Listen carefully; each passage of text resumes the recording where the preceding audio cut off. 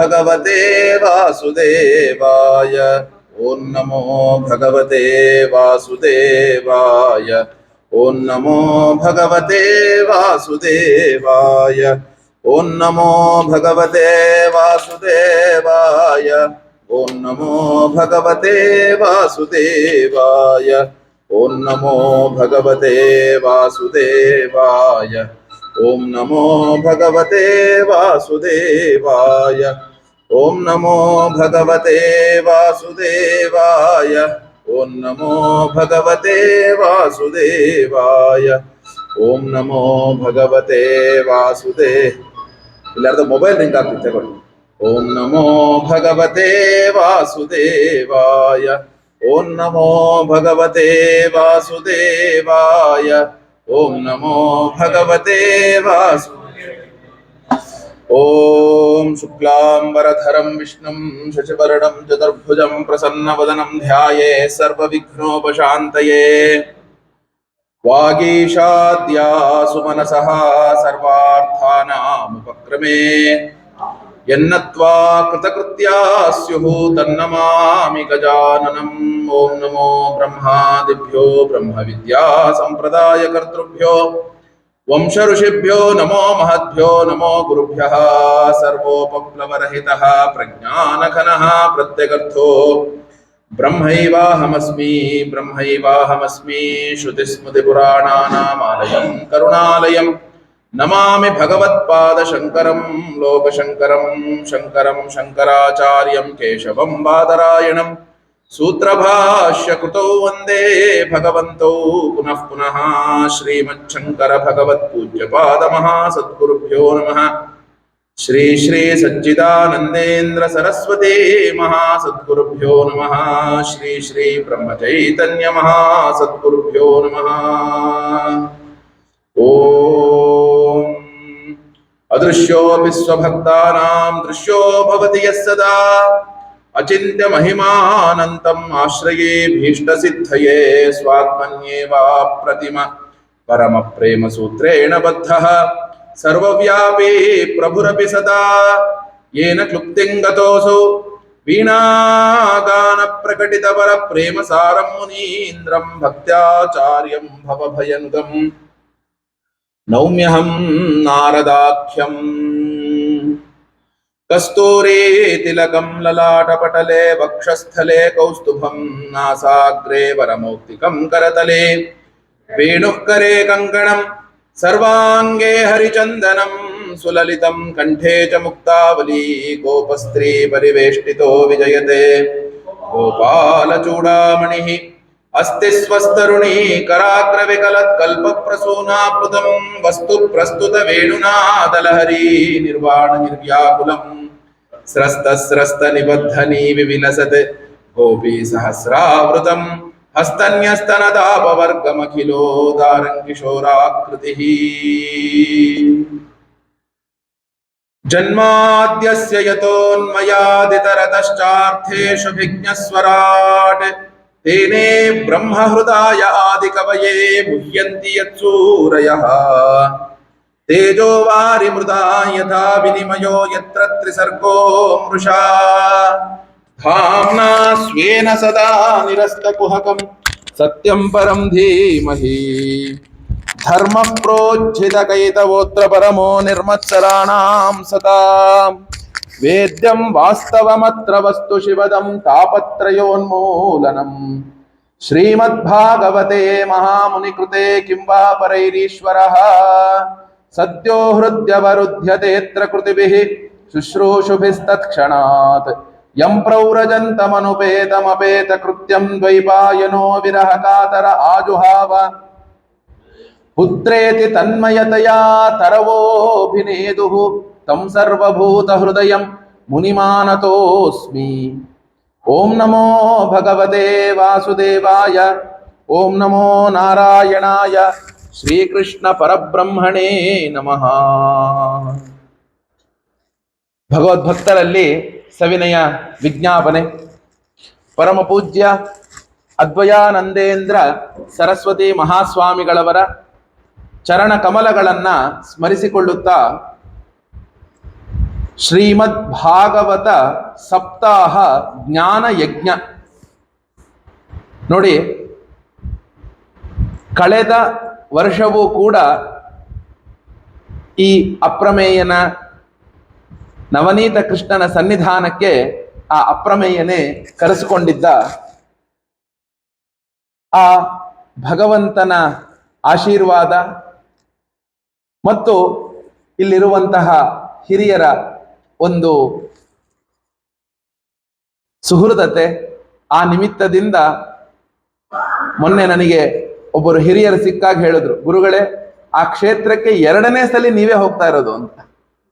ಹಿಂದೆ ವರ್ಷವೂ ನೀವೇ ಹೇಳಿ, ಮುಂದಿನ ವರ್ಷವೂ ನೀವೇ ಹೋಗ್ತಿರೋದು, ಇದೇ ನೀವೇ ಅಂತ ಹೇಳುದು. ಆದ್ರಿಂದ ಅದು ಅಪ್ರಮೇಯನ ಆಶೀರ್ವಾದ. ಕಳೆದ ವರ್ಷ ಭಾಗವತದೊಳಗೆ ಬರುವಂತಹ ಅನೇಕ ಪ್ರಧಾನ ಘಟ್ಟಗಳನ್ನ ನಾನು ಹೇಳಿದ್ದೆ, ಇದೇ ಜಾಗದಲ್ಲಿ ಹೇಳಿದ್ದೆ. ಇಂದು ಈ ಬಾರಿ ಪೂಜ್ಯ ಗುರುಗಳು ಮತ್ತು ಈ ಒಂದು ಅಪ್ರಮೇಯನ ಮತ್ತು ಈ ದಿವ್ಯ ಶಾಂತಿ ಕುಟೀರದ ಮತ್ತು ಜೈ ಶ್ರೀ ಕೃಷ್ಣ ಆ ಚಾರಿಟಬಲ್ ಟ್ರಸ್ಟ್ ಏನಿದೆ ಅದರ ಮುಖ್ಯಸ್ಥರೂ ಆಗಿರುವಂತಹ ಶ್ರೀ ವರದರಾಜರ ಒಂದು ಆಶೀರ್ವಾದ ಮತ್ತು ಅವರು ಹೇಳಿದ ಹಾಗೆ, ಗುರುಗಳೇ, ಪೂರ್ಣವಾಗಿ ಕೃಷ್ಣಾವತಾರವನ್ನೇ 7 ದಿನ ಹೇಳಿಬಿಡಿ, ಕೃಷ್ಣಾವತಾರವನ್ನೇ ಕೇಳಬೇಕು, ಅವನ ಒಂದು ನವನೀತ ಲೀಲೆಯನ್ನ ಪ್ರತಿಯೊಂದು ಹಂತವನ್ನೂ ನಾನು ಕೇಳಬೇಕು. ಆದ್ರಿಂದ ಈ ಬಾರಿ ನೀವು ಕೃಷ್ಣಾವತಾರವನ್ನ ಹೇಳಿ ಅಂತ ಹೇಳಿದ್ರಿಂದ ಈ ಬಾರಿ ಉಪನ್ಯಾಸಕ್ಕೆ ಕೃಷ್ಣಾವತಾರವನ್ನೇ ಪ್ರಧಾನವಾಗಿಟ್ಟುಕೊಂಡು, ಕೇವಲ ಕೃಷ್ಣಾವತಾರ ಅಷ್ಟೇ ಅಲ್ಲ, ಕೃಷ್ಣಾವತಾರ ಅಷ್ಟೇ ಅಲ್ಲ, ಬರೀ ಅವನ ಕಥೆ ಅಂತಲ್ಲ, ಅವನ ಒಂದು ಪೂರ್ಣ ಪ್ರಮಾಣದಲ್ಲಿ ಅವನ ಉಪದೇಶ ಏನಿತ್ತು, ಹಾಗೂ ಕೃಷ್ಣ ಕೇವಲ ಅವತಾರ ರೂಪಿ ಅಲ್ಲ, ಅವನು ಜ್ಞಾನ ರೂಪಿ, ಅವನೊಂದು ಜ್ಞಾನಾವತಾರ. ಕೃಷ್ಣ ಪರಮಾತ್ಮನದು ಒಂದು ಜ್ಞಾನಾವತಾರ. ಆ ಜ್ಞಾನಾವತಾರವನ್ನ ಏನು ಆ ಕೃಷ್ಣನು ಯಾರ್ಯಾರಿಗೆ ಉಪದೇಶ ಮಾಡದ, ಅದೇ ರೀತಿಯಾಗಿ ಅವನ ಒಂದು ವಿಚಾರದಲ್ಲಿ ಎಲ್ಲರೂ ಕೂಡ ಅವನ ಕೃಷ್ಣನ ಪರಮಾತ್ಮನ ವಿಷಯದಲ್ಲಿ ವ್ಯಾಸರ ಹೃದಯದೊಳಗೆ ಕೃಷ್ಣ ಪರಮಾತ್ಮನು ಯಾವ ರೀತಿ ಇದ್ದಾನೆ ಮತ್ತು ಶ್ರೀಮದ್ ಭಾಗವತದೊಳಗೆ ಕೃಷ್ಣನ ಪಾತ್ರ ಹೇಗಿದೆ, ಇವನ್ನೇ ಇಟ್ಟುಕೊಂಡು ಈ ಬಾರಿ ಸುಮಾರು 2 ತಾಸು ಒಂದು ಹೊತ್ತಿನ ಉಪನ್ಯಾಸ ಅಂತ ಇಟ್ಟುಕೊಂಡ್ರೂ ಕೂಡ ಸುಮಾರಾಗಿ ಒಂದು 18-20 ಗಂಟೆಗಳ ಕಾಲ, ಒಂದು 18-20 ಗಂಟೆಗಳ ಕಾಲ ಈ ಉಪನ್ಯಾಸವನ್ನ ನಾವೆಲ್ಲರೂ ಕೂಡ 7-4-28 30 ಗಂಟೆಗಳ ಕಾಲ, 30-32 ಗಂಟೆಗಳ ಕಾಲ ಕೇವಲ ಕೃಷ್ಣ ಪರಮಾತ್ಮನ ವಿಷಯವನ್ನೇ ನಾವೆಲ್ಲರೂ ಶ್ರವಣ ಮಾಡೋಣ ಅಂತ ಹೇಳ್ತಾ, ಮತ್ತು ಈ ಕ್ಷೇತ್ರ ಬಹಳ ಪ್ರಿಯವಾದಂತಹ ಊರು ನನಗಿದು.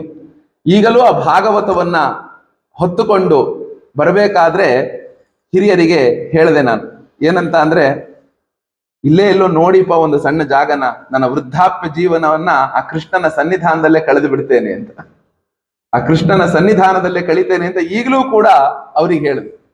ಆದ್ರಿಂದ ಅಷ್ಟು ಪ್ರಿಯ ಈ ಊರು, ಈ ಊರಿನ ಜನ ಮತ್ತು ಈ ಒಂದು ಪರಿಸರ. ಆದ್ರಿಂದ ಅವ್ರು ಬಹಳ ಸಲ ಹೇಳಿದ್ರು, ಜನ ಕಡಿಮೆ ಬರ್ತಾರೆ, ಕೆಲವರು ಇರ್ತಾರೆ, ಅವೆಲ್ಲ ಲೆಕ್ಕ ಅಲ್ಲ, ನಾನು ಹೇಳುವುದನ್ನ ಕೃಷ್ಣನು ಕೇಳ್ತಾನೆ, ಮತ್ತು ಈ ಒಂದು ಕ್ಷೇತ್ರದಲ್ಲಿ ಬಂದು ಹೇಳೋದೇ ಒಂದು ದೊಡ್ಡದು ಅಂತ ಅಂದುಕೊಂಡು ಒಂದು ದೊಡ್ಡ ಸಾಹಸಕ್ಕೆ ಇವತ್ತಿನಿಂದ ಆರಂಭ ಮಾಡಿದ್ದೇನೆ ಆ ಕೃಷ್ಣನ ಕಥೆಯನ್ನ ಹೇಳಕ್ಕೆ.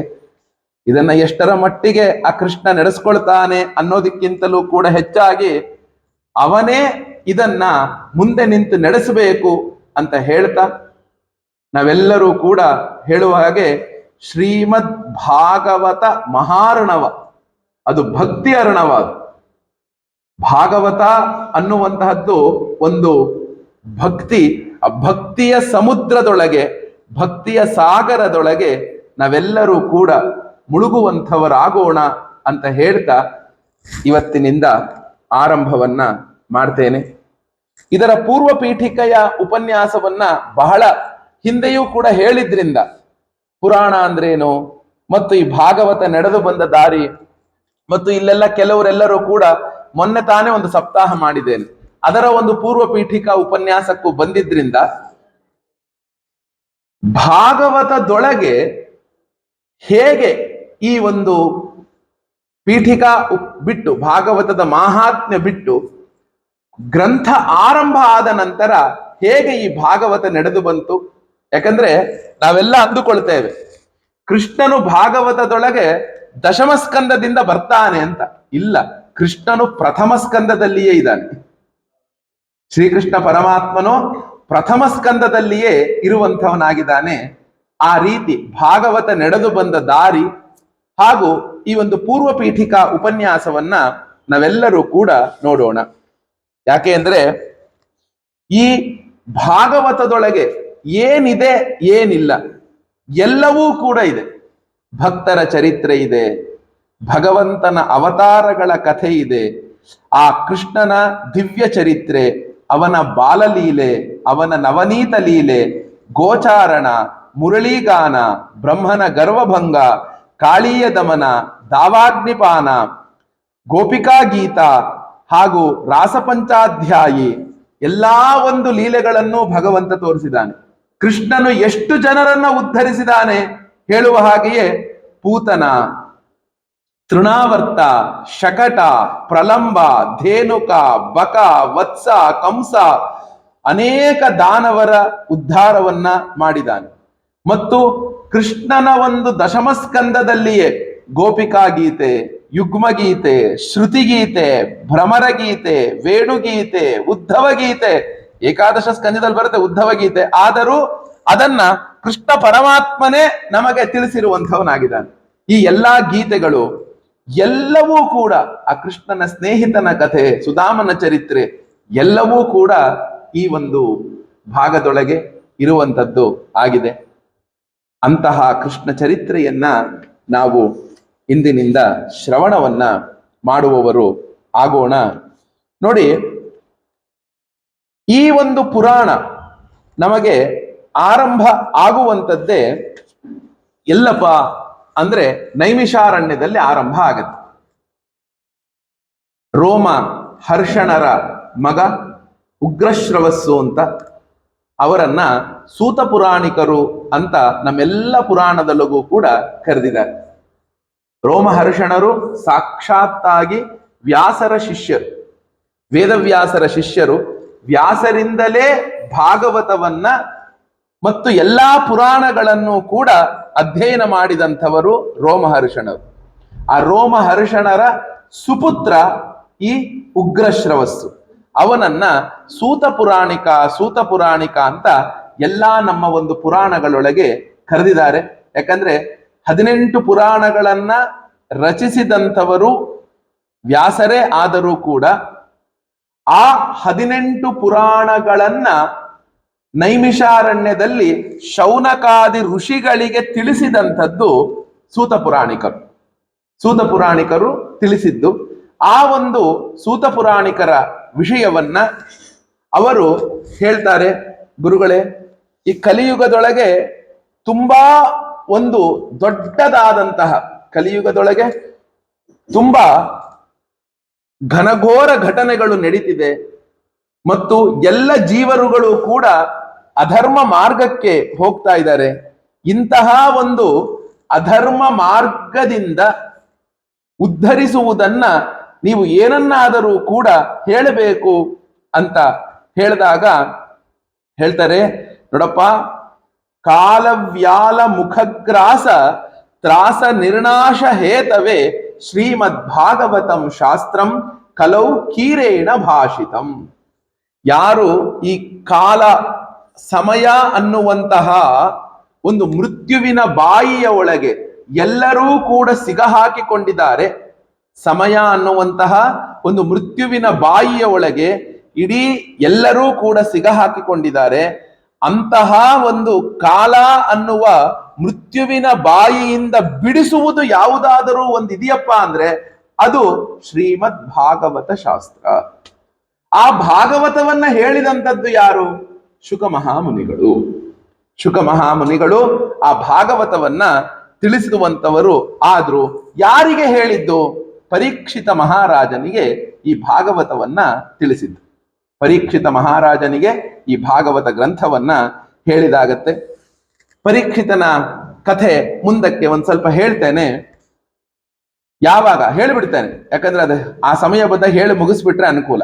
ಈ ಪರೀಕ್ಷಿತ ಅರ್ಜುನನ ಮೊಮ್ಮಗ. ಅರ್ಜುನನ ಮಗ ಅಭಿಮನ್ಯು, ಅಭಿಮನ್ಯುವಿನ ಮಗ ಈ ಪರೀಕ್ಷಿತ. ಪರೀಕ್ಷಿತನ ಮಗನ ಹೆಸರು ಬಂದು ಜನಮೇಜಯ ಅಂತ. ಪರೀಕ್ಷಿತನ ಮಗನ ಹೆಸರು ಬಂದು ಜನಮೇಜಯ ಅಂತ ಅರ್ಥ. ಅವನು ಈ ಪರೀಕ್ಷಿತನು ಬಹಳ ಧರ್ಮಾತ್ಮನಿರ್ತಾನೆ, ಎಲ್ಲವೂ ಕೂಡ ಚೆನ್ನಾಗಿ ನಡೀತಿರುತ್ತೆ. ಒಮ್ಮೆ ಬೇಟೆಗಾಗಿ ಒಂದು ಕಾಡಿಗೆ ಹೋಗ್ತಾನೆ. ಆ ಕಾಡಿಗೆ ಹೋದಾಗ ತುಂಬಾ ಆಯಾಸದಿಂದ ಬಳಲ್ತಾನೆ. ಬಳಲಿದಾಗ ಅವನು ದೂರದಲ್ಲಿ ಒಂದು ಋಷಿ ಆಶ್ರಮವನ್ನ ನೋಡ್ತಾನೆ. ಆ ನೋಡಿದಾಗ ನೋಡಿ, ಈ ಹಸಿವು ಅನ್ನುವುದು ಏನಿದೆ, ಈ ಹಸಿವು ಅನ್ನುವಂಥದ್ದು ಏನಿದೆ, ಇದು ಬಹಳ ಕೆಟ್ಟದ್ದು. ನಮ್ಮ ಬುದ್ಧಿಯನ್ನ ಮಂಕು ಹಿಡಿಸುವಂಥದ್ದು. ಈಗ ನೋಡಿ, ನಾನು ಉಪನ್ಯಾಸಕ್ಕೆ ಕೂತಿದ್ದೇನೆ. ನಿನ್ನೆ ರಾತ್ರಿ ನಾನು ಊಟ ಮಾಡಿಲ್ಲ, ಇವತ್ತು ಬೆಳಗ್ಗೆ ನಾನು ಏನು ಉಪಹಾರ ಮಾಡಿಲ್ಲ ಅಂದ್ರೆ ಈಗ ನನಗೆ ವಿಷಯಗಳು ಹೊಳೆಯಲ್ಲ. ಯಾಕೆ? ಆ ಹಸಿವು ಎಲ್ಲವನ್ನೂ ಮರೆಸತ್ತೆ. ಆ ಹಸಿವೇನಿದೆ ಎಲ್ಲವನ್ನೂ ಮರೆಸತ್ತೆ. ಅದರೊಳಗೂ ಹಸಿವು ಮತ್ತು ಬಾಯಾರಿಕೆ ಎರಡೂ ಆಗಿದೆ. ಯಾರಿಗೆ? ಪರೀಕ್ಷಿತನಿಗೆ. ಹೋಗ್ತಾನೆ, ದೂರದಲ್ಲಿ ಆಶ್ರಮ ನೋಡ್ತಾನೆ. ಆಶ್ರಮ ನೋಡಿದ ತಕ್ಷಣ ಆ ಪರೀಕ್ಷಿತನಿಗೆ ಅನ್ನಿಸ್ಬಿಡುತ್ತೆ ಏನಂತ ಅಂದ್ರೆ, ಓಹೋ, ಅಲ್ಲಿ ದೊಡ್ಡ ಆಶ್ರಮ ಇದೆ. ಆ ಆಶ್ರಮದೊಳಗೆ ನನಗೆ ಬಹಳ ಮಟ್ಟಿಗೆ ಎಲ್ಲರೂ ಕೂಡ ಅತ್ಯಂತ ಪ್ರೀತಿಯಿಂದ ಕಾಣ್ತಾರೆ. ನಾನು ಹೋದ ತಕ್ಷಣ ಕೂಡಿಸ್ತಾರೆ, ನನಗೆ ಹಾಲು ಹಣ್ಣು ಎಲ್ಲ ತಂದು ಕೊಡ್ತಾರೆ, ನೀರೆಲ್ಲ ಕೊಡ್ತಾರೆ ಅನ್ಕೊಂಡು ಹೋದ್ರೆ ಅಲ್ಲೊಬ್ಬ ಋಷಿ ಇರ್ತಾನೆ. ಅವನ ಹೆಸರು ಶಮೀಕ ಅಂತ. ತಾನು ತನ್ನ ಹೃದಯದೊಳಗೆ ಆನಂದವಾಗಿ ಆ ಪರಮಾತ್ಮನ ಚಿಂತನೆಯನ್ನ ಮಾಡ್ತಾ ಜಟ ಇತ್ಯಾದಿಗಳೆಲ್ಲವನ್ನೂ ಕೂಡ ಬಿಟ್ಟು ಆ ಭಗವಂತನ ಧ್ಯಾನಕ್ಕೆ ಕುಳಿತಿರ್ತಾನೆ. ಆ ಕುಳಿತಿದ್ದನ್ನ ನೋಡಿದ ತಕ್ಷಣವೇ ಏನಾಗ್ಬಿಡತ್ತಪ್ಪ ಅಂದ್ರೆ,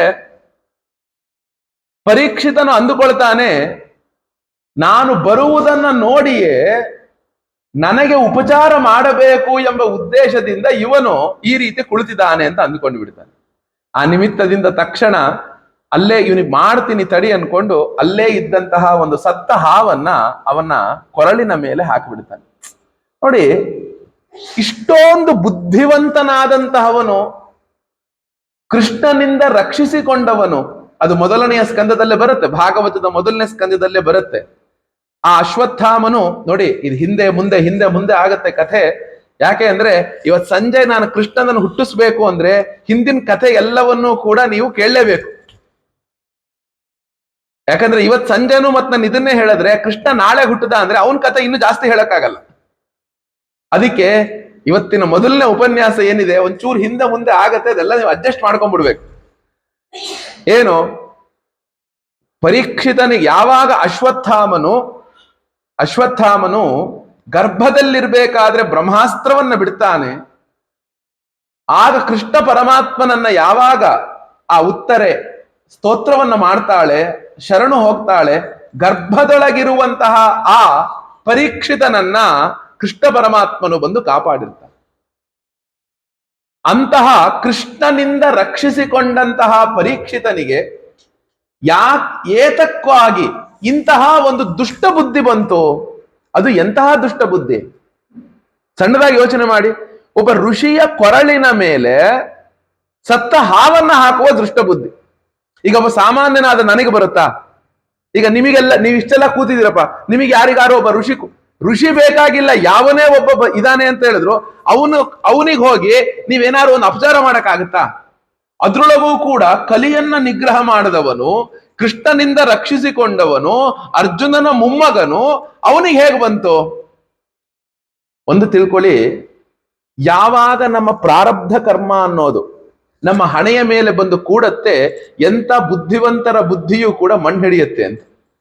ಅದಕ್ಕೆ ತುಂಬಾ ಚೆನ್ನಾಗಿ ಹಿತೋಪದೇಶದಲ್ಲಿ ನಾರಾಯಣ ಪಂಡಿತ ಒಂದು ಮಾತನ್ನು ಹೇಳಿದಾನೆ. ಈ ನಾರಾಯಣ ಭಟ್ಟತಿರಿ ಅಂತಾನೆ ಬಂದು ಬಿಡುತ್ತೆ. ಯಾಕಂದ್ರೆ ಇಷ್ಟು ದಿನ ನಾರಾಯಣಿಯಂ ಹೇಳಿ ಹೇಳಿ ಹೇಳಿ ಆ ಗೋಖಲೆ ಅಂತ ಒಂದು ದೊಡ್ಡ ಇನ್ಸ್ಟಿಟ್ಯೂಟ್ ಇದೆ, ಅಲ್ಲಿ ಇಷ್ಟು ದಿನ ನಾರಾಯಣಿಯಂ ಹೇಳಿ ಆ ನಾರಾಯಣಿಯಂ ಸಪ್ತಾಹ ಆದ್ಮೇಲೆ ಭಾಗವತವನ್ನು ಮುಗಿಸಿ ಮತ್ತಿಲ್ಲಿಗೆ ಭಾಗವತಕ್ಕೆ ಬಂದಿರೋದು. ಆ ನಾರಾಯಣ ಪಂಡಿತ ಅಂತ ಅವನ ಹೆಸರು, ಹಿತೋಪದೇಶವನ್ನು ಬರೆದಂತವನ ಹೆಸರು ನಾರಾಯಣ ಪಂಡಿತ ಅಂತ. ಅವನೊಂದು ಮಾತು ಬರೀತಾನೆ, ತುಂಬಾ ಚೆನ್ನಾಗಿದೆ. ಇದನ್ನೆಲ್ಲ ನೆನಪಿಟ್ಕೊಳ್ಳಿ, ಈ ಶ್ಲೋಕವನ್ನು ನೆನಪಿಟ್ಕೊಳ್ಳಿ. ಅಸಂಭವಂ ಹೇಮ ಮೃಗಸ್ಯ ಜನ್ಮ ತಥಾಪಿ ರಾಮ ಲುಲುಭೆ ಮೃಗಾಯ ಪ್ರಾಯ ಸಮಾಪನ್ನ ವಿಪತ್ತಿ ಕಾಲೇ ಧಿಯೋಪಿ ಪುಂಸಾಂ ಮಲಿನಾ ಭವಂತಿ ಅಂತ. ಜಗತ್ತೊಳಗೆ ಎಲ್ಲಾರು ಚಿನ್ನದ ಜಿಂಕೆ ಹುಟ್ಟಿದ್ ನೋಡಿದ್ದೀರಾ ಸ್ವಾಮಿ ನೀವು? ಚಿನ್ನದ ಜಿಂಕೆ ಹುಟ್ಟಿತು ಅನ್ನುವುದನ್ನ ನೀವೆಲ್ಲರೂ ಕೂಡ ನೋಡಿದ್ದೀರಾ? ಯಾರು ಕೂಡ ನೋಡಿಲ್ಲ. ನೋಡಿದ್ದೀರಾ? ನೋಡಿಲ್ಲ. ಅಸಂಭವ, ಹುಟ್ಟುವುದಕ್ಕೆ ಸಾಧ್ಯವೇ ಇಲ್ಲ, ಅಸಂಭವ. ಏನು?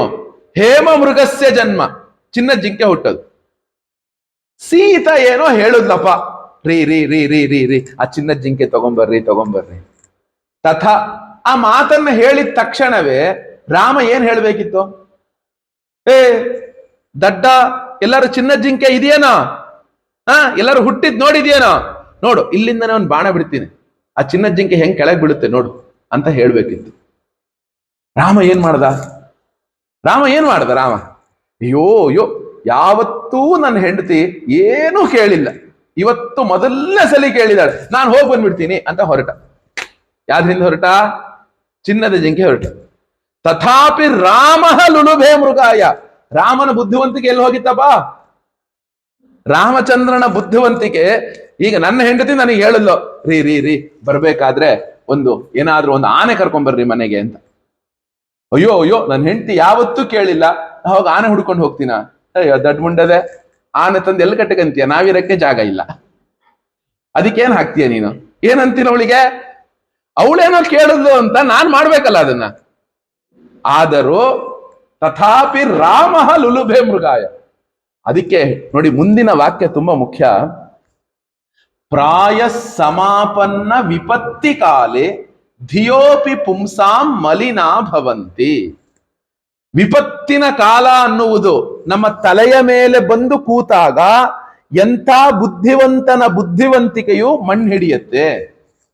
ಎಂಥ ಬುದ್ಧಿವಂತನ ಬುದ್ಧಿವಂತಿಕೆಯೇ ಆಗಲಿ, ಅದೇನಾಗುತ್ತೆ? ಅದು ಬಂದು ಮಣ್ಣು ಹಿಡಿಯುತ್ತೆ ಅಂತ ಯಾರು ಹೇಳಿದ್ದನ್ನ? ನಾರಾಯಣ ಪಂಡಿತ ಹಿತೋಪದೇಶದಲ್ಲಿ ಹೇಳಿದ್. ಈಗ ನೀವು ಪ್ರಶ್ನೆ ಕೇಳಿ. ಈಗ ಏನಂತ ಪ್ರಶ್ನೆ ಕೇಳೋದು? ಗುರುಗಳೇ, ಪರೀಕ್ಷಿತ ಕುತ್ಕೊಂಡು ಅದು ಋಷಿಯ ಒಂದು ಭುಜದ ಮೇಲೆ ಹಾಕ್ಬಿಟ್ನಾ? ಹೌದು, ಅವನೇ ಹಾಕ್ತ. ಯಾಕೆ? ಆ ಹಸಿವು ಬಾಯಾರಿಕೆ ಅನ್ನೋದು ಪರೀಕ್ಷಿತನಿಗೆ ಈ ರೀತಿಯಾಗಿ ಮಾಡಿಸ್ತು. ಹಸಿವು ಬಾಯಾರಿಕೆ ಅನ್ನೋದು ಏನಾಯ್ತು? ಪರೀಕ್ಷಿತನಿಗೆ ಈ ರೀತಿ ಮಾಡಿಸ್ತು ಅಂದ್ಮೇಲೆ ಆಗ ಏನಾಗುತ್ತೆ ಅಂದ್ರೆ, ಆ ಶಮೀಕ ಮಹರ್ಷಿ ಸಮಾಧಾನದಿಂದ ಇದ್ದು ಬಿಡ್ತಾನೆ. ಆದರೆ ಶಮೀಕ ಮಹರ್ಷಿಗೊಬ್ಬ ಮಗ ಇರ್ತಾನೆ, ಆ ಮಗನ ಹೆಸರು ಶೃಂಗಿ ಅಂತ. ಅವನು ಬಂದು ಶಾಪವನ್ನ ಕೊಟ್ಟೇ ಬಿಡ್ತಾನೆ. ಏನು? ತಕ್ಷಕ ಸಪ್ತಮೇ ಹನಿ.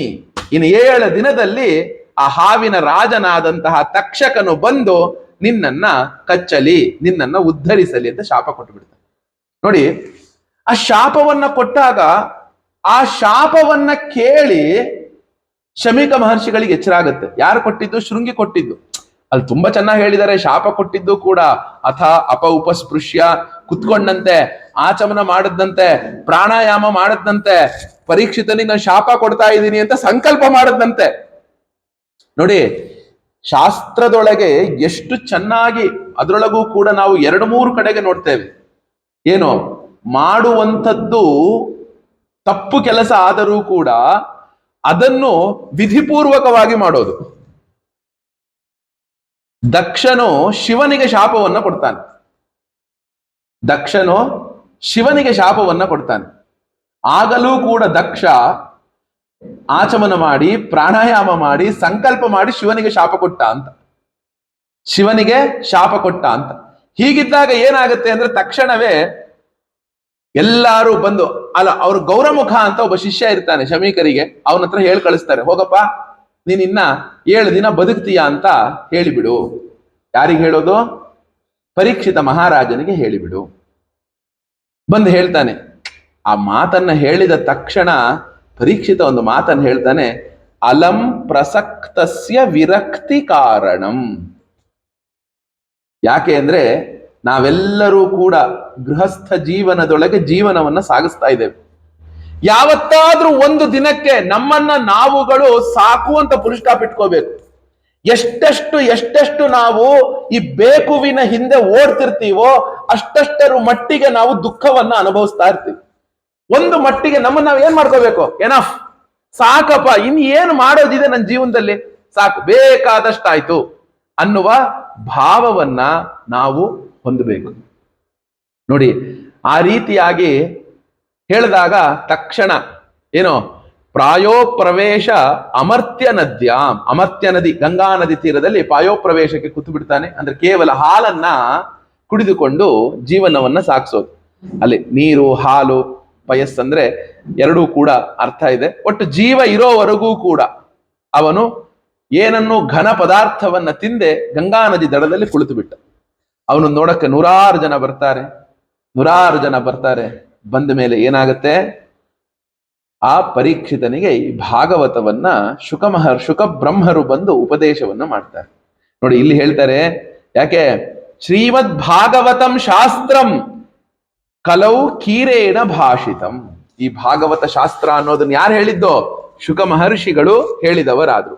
ಯಾರಿಗೆ ಹೇಳುದು? ಅದಕ್ಕೆ ಹೇಳ್ತಾರೆ ನೋಡಿ, ಏತಸ್ಮಾದ ಪರಂ ಕಿಂಚಿತ್ ಮನಃಶುದ್ಧೈ ನ ವಿದ್ಯತೆ ಜನ್ಮಾಂತರಂ ಭವೇತ್ ಪುಣ್ಯಂ ತದಾ ಭಾಗವತಂ ಲಭೇತ್. ಈ ಭಾಗವತಕ್ಕಿಂತಲೂ ಕೂಡ ನಮ್ಮ ಮನಸ್ಸನ್ನ ಶುದ್ಧಿ ಮಾಡುವಂತಹ ಮತ್ತೊಂದು ಗ್ರಂಥ ಅನ್ನೋದು ಇನ್ನೊಂದಿಲ್ವಂತೆ. ಈ ಭಾಗವತವು ನಮ್ಮ ಮನಸ್ಸನ್ನ ಬಹಳ ಬೇಗ ಶುದ್ಧಿ ಮಾಡುವಂತಹ ಗ್ರಂಥ ಅಂತೆ. ಅಷ್ಟೇ ಅಲ್ಲ, ಗ್ರಂಥ ರಾಶಿಯಂತೆ ಇದು. ಯಾಕೆ? ಜನ್ಮಾಂತರೇ ಭವೇತ್ ಪುಣ್ಯಂ. ನೋಡಿ, ನಾವುಗಳು ಎಷ್ಟೇ ಇದನ್ನ ಹೇಳಿದ್ರೂ ಕೂಡ ಜನ್ಮಾಂತರೇ ಯದ್ ಭವೇತ್ ಪುಣ್ಯಂ, ಹಿಂದಿನ ಜನ್ಮಗಳೊಳಗೆ ಅನೇಕ ಪುಣ್ಯವನ್ನ ನಾವುಗಳು ಸಂಪಾದನೆಯನ್ನ ಮಾಡಿದ್ರೆ ಈ ಜನ್ಮದಲ್ಲಿ ನಮಗೆ ಭಾಗವತವನ್ನ ಶ್ರವಣ ಮಾಡುವ, ಭಾಗವತದ ಶ್ಲೋಕಗಳನ್ನ ಓದುವ ಒಂದು ಭಾಗ್ಯ ಸಿಗುತ್ತಂತೆ. ಜನ್ಮಾಂತರೇ, ಈ ಜನ್ಮದಲ್ಲ, ಅನೇಕ ಜನ್ಮಗಳೊಳಗೆ ನಾವುಗಳು ಏನು ಪುಣ್ಯವನ್ನ ಒಟ್ಟಾಕೊಂಡಿದ್ರೆ ಈ ಜನ್ಮದಲ್ಲಿ ನಮಗೆ ಈ ಕೃಷ್ಣನ ಚರಿತ್ರೆ, ಭಾಗವತದಲ್ಲಿ ಭಕ್ತರ ಚರಿತ್ರೆ, ಕೃಷ್ಣನ ಉಪದೇಶ ಇವೆಲ್ಲವನ್ನು ಕೇಳುವ ಭಾಗ್ಯ ನಮ್ಮದಾಗುತ್ತಂತೆ. ಅಂದ್ರೆ ನಾವೆಲ್ಲರೂ ಕೂಡ ಏನು ಕುಳಿತುಕೊಂಡಿದ್ದೇವೆ, ನಾವೆಲ್ಲರೂ ಯಾವುದೋ ಜನ್ಮದೊಳಗೆ ಯಾವುದೋ ಒಂದು ಪುಣ್ಯವನ್ನ ಸಂಪಾದಿಸಿ ಬಂದು ಕುಳಿತಂಥವರು ನಾವು. ಯಾಕೆ ಅಂದ್ರೆ ಈಗ ಈ ಜನ್ಮದಲ್ಲಿ ಭಾಗವತವನ್ನು ನಾವು ಓದ್ತಾ ಇದ್ದೇವೆ. ಇದನ್ನ ಯಾವಾಗ ಪರೀಕ್ಷಿತನಿಗೆ, ಅದರೊಳಗೂ ಕೂಡ ಸಪ್ತಾಹೇನ ಶ್ರುತಂ ಚೈತತ್ ಸರ್ವಥಾ ಮುಕ್ತಿದಾಯಕಂ, ಸಪ್ತಾಹದೊಳಗೆ ಏನಾದ್ರು 7 ದಿನಗಳ ಕಾಲ ನಿರಂತರವಾಗಿ ನಾವು ಭಾಗವತವನ್ನ ಕೇಳಿಬಿಟ್ರೆ ಏನಾಗುತ್ತೆ? ಸರ್ವಥಾ ಮುಕ್ತಿದಾಯಕಂ, ಮುಕ್ತಿಯನ್ನೇ ನಮಗೆ ಈ ಭಾಗವತವು ಕೊಡುವಂಥದ್ದಾಗತ್ತೆ ಹೇಳ್ತಾರೆ. ನೋಡಿ, ಈ ಭಾಗವತದೊಳಗೆ ಏನಿದೆ ಅಂದ್ರೆ, ಕೃಷ್ಣ ಪ್ರಿಯಂ ಸಕಲ ಕಲ್ಮಶ ನಾಶನಂಚ ಮುಕ್ತೈಕ ಹೇತುಮಿಹ ಭಕ್ತಿ ವಿಲಾಸಕಾರಿ ಸಂತಃ ಕಥಾನಕಮಿದಂ ಪಿಬತ ಆದರೇಣ ಲೋಕೇ ಹಿತೀರ್ಥ ಪರಿಶೀಲನ ಸೇವಯಾ ಕಿಂ. ಮೊದಲನೇದಾಗಿ ಈ ಭಾಗವತವನ್ನ ಕೇಳಿದ್ರೆ ಏನಾಗುತ್ತೆ? ನಾವೆಲ್ಲರೂ ಕೂಡ ಕೃಷ್ಣ ಪ್ರಿಯರಾಗ್ತೀವಂತೆ. ಅಂದ್ರೆ ನಮ್ಮನ್ನು ಕೃಷ್ಣನು ಇಷ್ಟಪಡುವವನಾಗ್ತಾನೆ, ಹಾಗೂ ನಾವುಗಳು ಭಗವಂತನನ್ನ ಇಷ್ಟಪಡುವವರಾಗ್ತೇವೆ, ಕೃಷ್ಣ ಪ್ರಿಯರಾಗ್ತೇವೆ.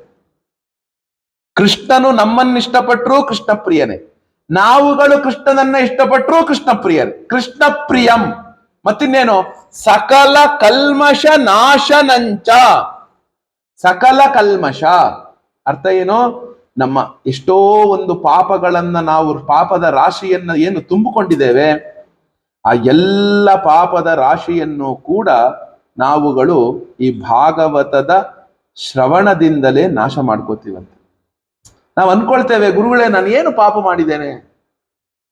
ಗೃಹಸ್ಥನಾದವನು ತಿಳಿದೇ ತಿಳಿಯದೆ ಅನೇಕ ಪಾಪಗಳನ್ನ ಮಾಡ್ತಿರ್ತಾನೆ. ಅನೇಕ ಪಾಪಗಳನ್ನು, ಇದು ನಾನು ಮಾಡಿದ್ದೇನೆ ಮಾಡಿಲ್ಲ ಅನ್ನುವಂಥದ್ದು ಯಾವುದೂ ಇಲ್ಲ. ಅನೇಕ ಪಾಪಗಳನ್ನ ನಾವುಗಳು ಮಾಡ್ತಿರ್ತೇವೆ. ಆದ್ರಿಂದ ಅದಕ್ಕೆ ಹೇಳಿದ್ದು ಪಂಚಮಹಾಯಜ್ಞಗಳನ್ನು ಕೂಡ ಅದಕ್ಕೆ ಶಾಸ್ತ್ರದೊಳಗೆ ವಿಧಿಸಿದ್ದು. ನೋಡಪ್ಪ, ಅಕ್ಕಿ ಕುಟ್ತೇವೆ, ಬೇಳೆ ಬೇಯಿಸ್ತೇವೆ, ನಮಗೋಸ್ಕರ ಎಷ್ಟೋ ಒಂದು ಧಾನ್ಯ ದವಸ ಧಾನ್ಯಗಳನ್ನೆಲ್ಲ ನಾವು ಬೇಯಿಸ್ಕೊಂಡು ತಿಂತೇವೆ. ಮತ್ತು ಗೃಹಸ್ಥನ ಅವರ ಒಂದು ಕುಟುಂಬವನ್ನ ಭರಿಸಬೇಕಾದ್ರೆ ಎಷ್ಟೋ ಒಂದು ಪಾಪವನ್ನ, ಇದು ಪಾಪ ಅಂತ ತಿಳಿಯೋದೋ ಕೆಲವೊಂದು ನಡೆದೋಗುತ್ತೆ. ನಮ್ಮ ಆಯ ತಪ್ಪಿ ಕೆಲವೊಂದು ಸುಳ್ಳುಗಳನ್ನು ಹೇಳಬೇಕಾಗತ್ತೆ. ಅದಕ್ಕೆ ಹೇಳ್ತಾರೆ, ಈ ಜನ್ಮದಲ್ಲ, ಎಷ್ಟೋ ಜನ್ಮಗಳೊಳಗೆ ಮಾಡಿದಂತಹ ಸಮಸ್ತ ಪಾಪ ರಾಶಿಗಳು ಕೂಡ ನಮಗೇನಾಗತ್ತೆ, ಈ ಭಾಗವತದ ಶ್ರವಣದಿಂದ ನಮಗೆ ನಾಶವಾಗುತ್ತಂತೆ. ಮತ್ತಿನ್ನೇನು, ಬರೀ ಪಾಪಗಳು ಹೋಗುತ್ತಾ ಅಲ್ಲ, ಮುಕ್ತ್ಯೈಕ ಹೇತುಮಿಹ ಭಕ್ತಿ ವಿಲಾಸಕಾರಿ, ಮುಕ್ತಿಯನ್ನ ತಂದುಕೊಡುವುದಂತೆ. ಮತ್ತು ನಮ್ಮ ಹೃದಯದೊಳಗೆ ಭಕ್ತಿಯ ಗಂಗೆಯನ್ನ ಹರಿಸುವವಳಂತೆ. ಭಕ್ತಿಯ ಗಂಗೆಯನ್ನ ಹರಿಸುವವಳಾಗಿದ್ದಾಳೆ, ಹರಿಸುವವನಾಗ್ತಾನಂತೆ.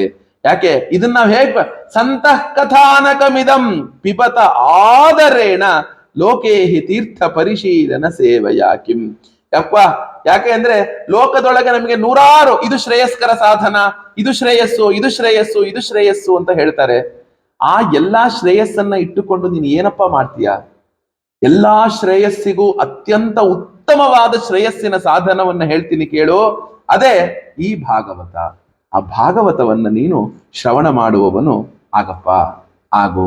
ಯಾಕೆ, ಅಸಾರೇ ಸಂಸಾರೇ ವಿಷಯ ವಿಷ ಸಂಗ ಕುಲಧಿಯ ಕ್ಷಣಾರ್ಧಂ ಕ್ಷೇಮಾರ್ಥಂ ಪಿಬತ ಶುಕ ಗಾಥಾ ತುಲಸುಧಾಂ ಕಿಮರ್ಥಂ ವ್ಯರ್ಥಂ ಭೋ ವ್ರಜತ ಕುಪಿಥೆ ಕುತ್ಸಿತ ಕಥೆ ಪರೀಕ್ಷಿತ್ ಸಾಕ್ಷಿ ಯಶ್ರವಣ ಗತ ಮುಕ್ತ್ಯುಕ್ತಿ ಕಥನೆ.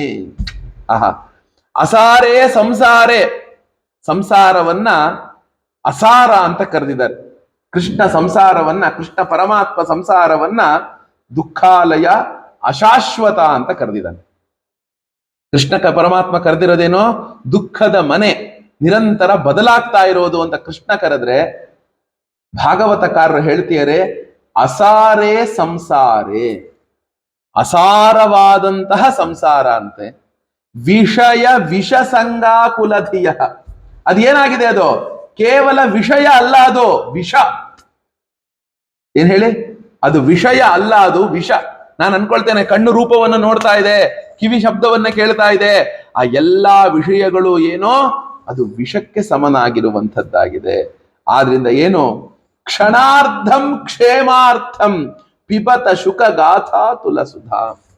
ಒಂದು ನಿಮಿಷ ನಿನ್ನ ಜೀವನದೊಳಗೆ ನಾನು ಶ್ರೇಯಸ್ಸನ್ನ ಪಡ್ಕೊಳ್ಬೇಕು, ನಾನು ನನ್ನ ಜೀವನದೊಳಗೆ ಭಗವಂತನನ್ನ ಪಡಿಬೇಕು ಎಂಬ ಇಚ್ಛೆ ಏನಾದ್ರೂ ನಿನಗಿದ್ದದ್ದಾದರೆ ಒಂದು ಕ್ಷಣ ಸ್ವಸ್ಥ ಕುತ್ತುಕೊಂಡು ಕಣ್ಣು ಮುಚ್ಚಿಕೊಂಡು ಆ ಶುಕ ಬ್ರಹ್ಮರು ಹೇಳಿರುವಂತಹ ಆ ಭಾಗವತದ ವಿಷಯವನ್ನ ಒಮ್ಮೆ ಮನನ ಮಾಡಪ್ಪ, ಒಮ್ಮೆ ಮನನ ಮಾಡು.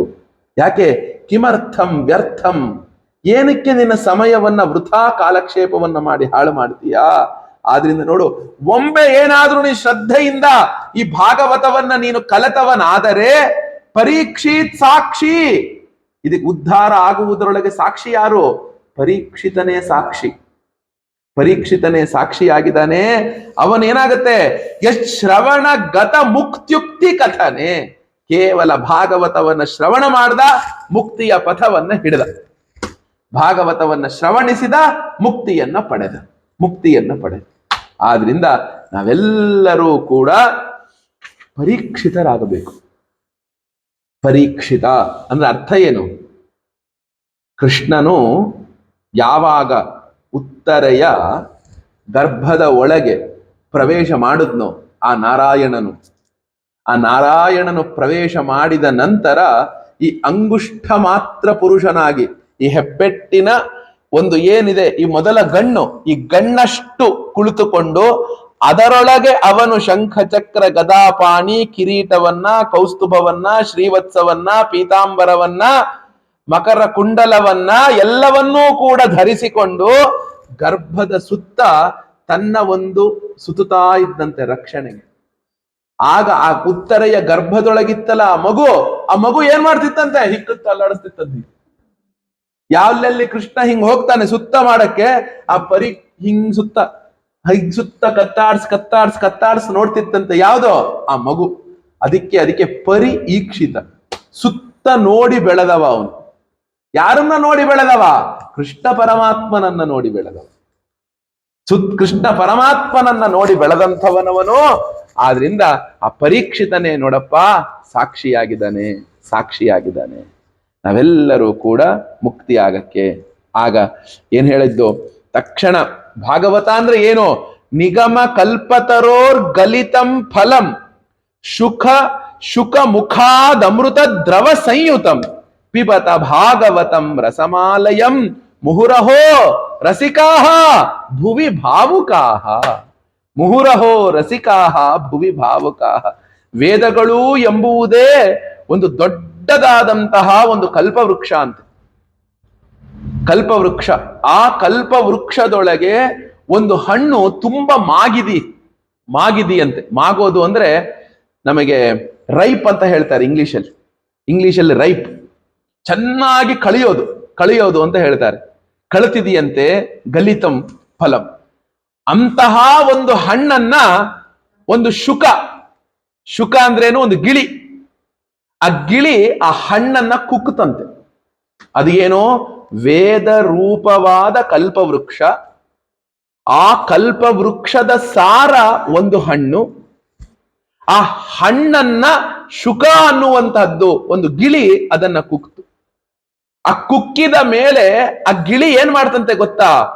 ಕಲ್ಪವೃಕ್ಷದ ಹಣ್ಣಿನ ತಿರುಳು, ಆ ಗಟ್ಟಿ ಪದಾರ್ಥ, ಅದರ ಸಿಪ್ಪೆ ಎಲ್ಲವನ್ನು ಪಕ್ಕಕ್ಕೆ ಹಾಕ್ತಂತೆ.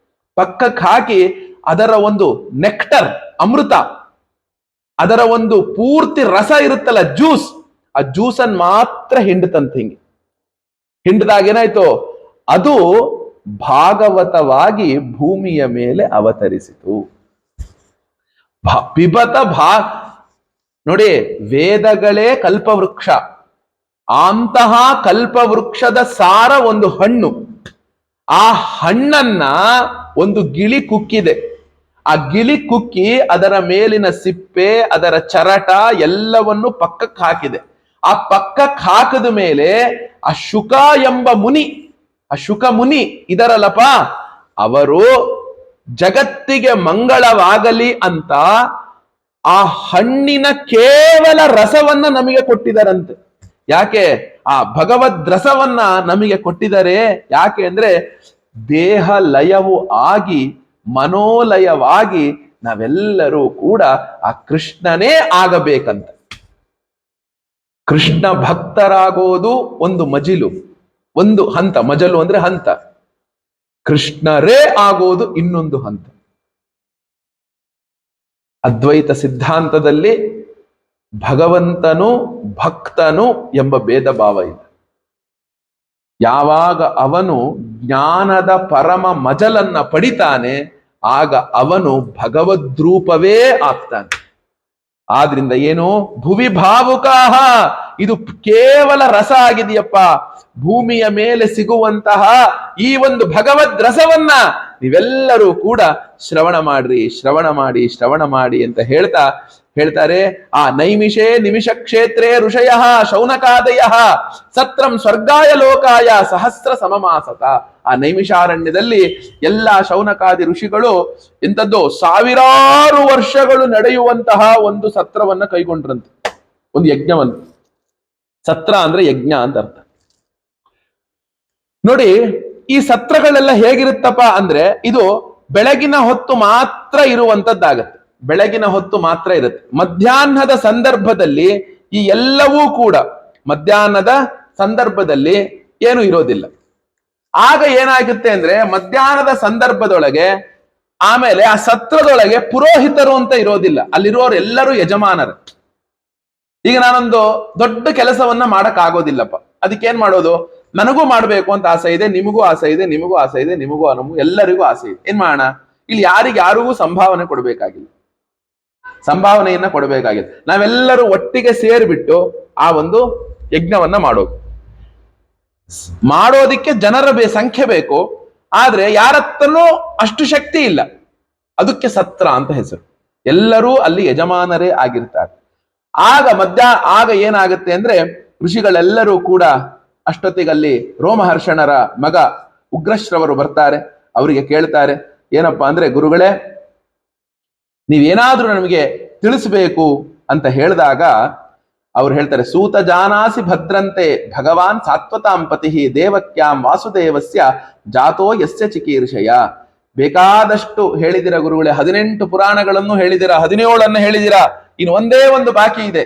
ಆ ಬಾಕಿ ಇರುವಂತಹ ಪುರಾಣ ಯಾವುದು ಅಂದ್ರೆ, ಯಾವ ಒಬ್ಬ ದೇವಕಿ ವಸುದೇವರ ಅಂಶದಿಂದ ಹುಟ್ಟಿ ಜಗತ್ತಲ್ಲಿ ಅವತರಿಸಿ ಇಡೀ ಜಗತ್ತನ್ನೇ ಉದ್ಧರಿಸಿದನೋ, ಇಡೀ ಭೂಭಾರವನ್ನ ಕಡಿಮೆ ಮಾಡಿದನೋ ಅಂತಹ ಯದುವಂಶದ ರಕ್ಷಕನಾದಂತಹ ಯಾದವನಾದಂತಹ ಆ ಕೃಷ್ಣ ಪರಮಾತ್ಮನ ಕಥೆಯನ್ನ ನೀವು ಹೇಳಬೇಕು ಅಂತ ಹೇಳಿದಾಗ, ನೋಡಿ ಒಂದು ಮಾತು ಹೇಳ್ತಾರೆ ಭಾಗವತದೊಳಗೆ, ಈ ಮಾತನ್ನು ನೆನಪಿಟ್ಕೊಳ್ಳಿ ಎಲ್ಲರೂ.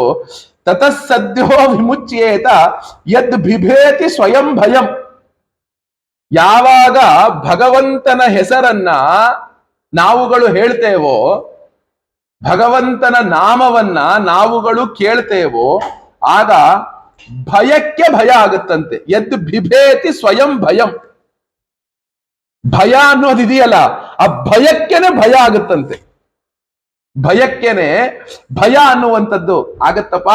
ಆದ್ರಿಂದ ಆ ಭಗವಂತನಿಗೆ ಭಯವೇ ಭಯ ಪಡುತ್ತೆ ಅಂತಹ ಕಥೆಯನ್ನ ಹೇಳಿ ಅಂತ ಹೇಳಿದ ಮೇಲೆ ಸೂತರು ಹೇಳ್ತಾರೆ ಏನಂತ ಅಂದ್ರೆ, ನೋಡಪ್ಪ, ನಾವುಗಳು ಈ ಕಲಿಯುಗದೊಳಗೆ, ಈ ಒಂದು ಕಲಿಯುಗದೊಳಗೆ ಈ ಭವ ಸಮುದ್ರವನ್ನ ದಾಟುವುದು ಬಹಳ ಕಷ್ಟ ಇದೆ.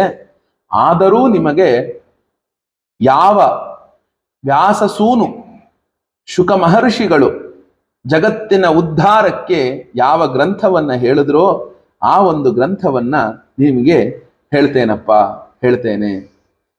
ಎಂತಹ ವ್ಯಾಸಸೂನುಗಳವರು ಹೇಳ್ತಾರೆ ಕೇಳಿ.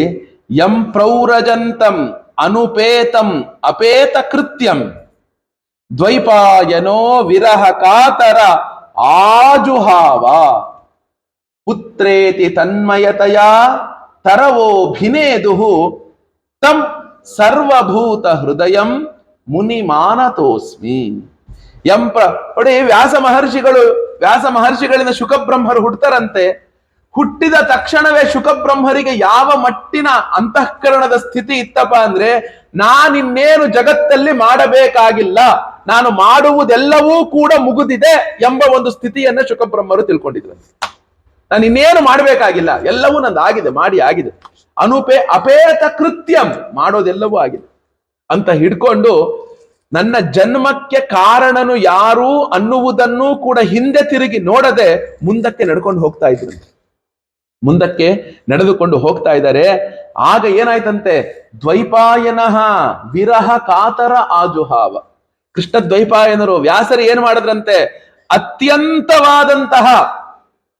ಅತ್ಯಂತ ದುಃಖದಿಂದ ವ್ಯಾಸರು ಶುಕಬ್ರಹ್ಮರನ್ನ ಕರೀತಾರೆ. ಏನಂತ ಕರೆದು ಶುಕಬ್ರಹ್ಮರನ್ನ? ಪುತ್ರ ಪುತ್ರ ಪುತ್ರ, ಮಗನೇ ಮಗನೇ ಮಗನೇ ಅಂತ ವ್ಯಾಸರು ಕೂಗಿದ್ರೆ ಶುಕರು ಓ ಅಂತ ಹೇಳಿಲ್ವಂತೆ. ಅಕ್ಕಪಕ್ಕ ಇದ್ದಂತಹ ಗಿಡಮರ ಬಳ್ಳಿಗಳು, ಪಶು ಪಕ್ಷಿ ಪ್ರಾಣಿಗಳು ತರವೋ ಭಿನೇದುಹು, ಆ ತರುಗಳು ಪಶು ಪಕ್ಷಿ ಪ್ರಾಣಿಗಳು ಓ ಅಂತ ಉತ್ತರ ಕೊಟ್ಟುವಂತೆ. ಅಂತಹ ಶುಕ ಬ್ರಹ್ಮರನ್ನ ಸರ್ವಭೂತ ಹೃದಯರು. ಏನಕ್ಕೆ ಶುಕರನ್ನ ಕೂಗಿದಾಗ ಗಿಡಮರ ಬಳ್ಳಿಗಳು ಓ ಅಂತ ಹೇಳ್ತು ಅಂದ್ರೆ, ಹೇಳ್ತಾರೆ ಅವರು ಹುಟ್ಟಬೇಕಾದ್ರೇನೆ ಕೇವಲ ಈ ಒಂದು ಶರೀರವನ್ನ ನಾನು ಅಂತ ತಿಳಿದುಕೊಂಡು ಹುಟ್ಟಿರ್ಲಿಲ್ಲ. ಅವರು ಹುಟ್ಟಬೇಕಾದ್ರೇನೆ ಶುಕಬ್ರಹ್ಮರು ಪರಿಪೂರ್ಣವಾಗಿ, ಶುಕಬ್ರಹ್ಮರು ಎಲ್ಲಾ ರೀತಿಯಿಂದಲೂ ಕೂಡ ಪ್ರಪಂಚದಲ್ಲಿರುವ ಎಲ್ಲದರೊಳಗೂ ಕೂಡ ನಾನೇ ಇದ್ದೀನಿ ಎಂಬ ಭಾವದಿಂದ ಅವರು ಹುಟ್ಟಿದ್ರಂತೆ. ತರವೋ ಭಿನೇದುಹು ತಂ ಸರ್ವಭೂತ ಹೃದಯಂ ಮುನಿಂ ಆನತೋಸ್ಮಿ. ಅಂತಹ ಸರ್ವಭೂತ ಹೃದಯಿಗಳಾದಂತಹ ಆ ಶುಕ ಬ್ರಹ್ಮರನ್ನ ನಾನು ನಮಸ್ಕರಿಸುತ್ತೇನೆ, ನಮಸ್ಕರಿಸುತ್ತೇನೆ, ನಮಸ್ಕರಿಸುತ್ತೇನೆ. ಯಾಕೆ ಅಂದ್ರೆ ಹೇಳ್ತಾರೆ, ಯಸ್ವಾನುಭಾವಮಖಿಲ ಶ್ರುತಿ ಸಾರಮೇಕಂ ಅಧ್ಯಾತ್ಮ ದೀಪ ಮತಿ ತಿತೀರ್ಷತಾಂ ತಮೋಂಧಂ ಸಂಸಾರಿಣಾಂ ಕರುಣಯ ಆಹ ಪುರಾಣ ಗುಹ್ಯಂ ತಂ ವ್ಯಾಸ ಸೂನುಮುಪಯಾಮಿ ಗುರುಂ ಮುನೀನಾಂ. ಯಸ್ವಾನುಭಾವಮಖಿಲ ಶ್ರುತಿ ಸಾರಮೇಕಂ. ಶ್ರೀಮದ್ ಭಾಗವತ ಅನ್ನೋದು ಏನಿದೆ, ಇದು ಅತ್ಯಂತ ಗೋಪನೀಯವಾದಂತಹ ರಹಸ್ಯಾತ್ಮಕವಾದ ಪುರಾಣ ಆಗಿದೆಯಂತೆ.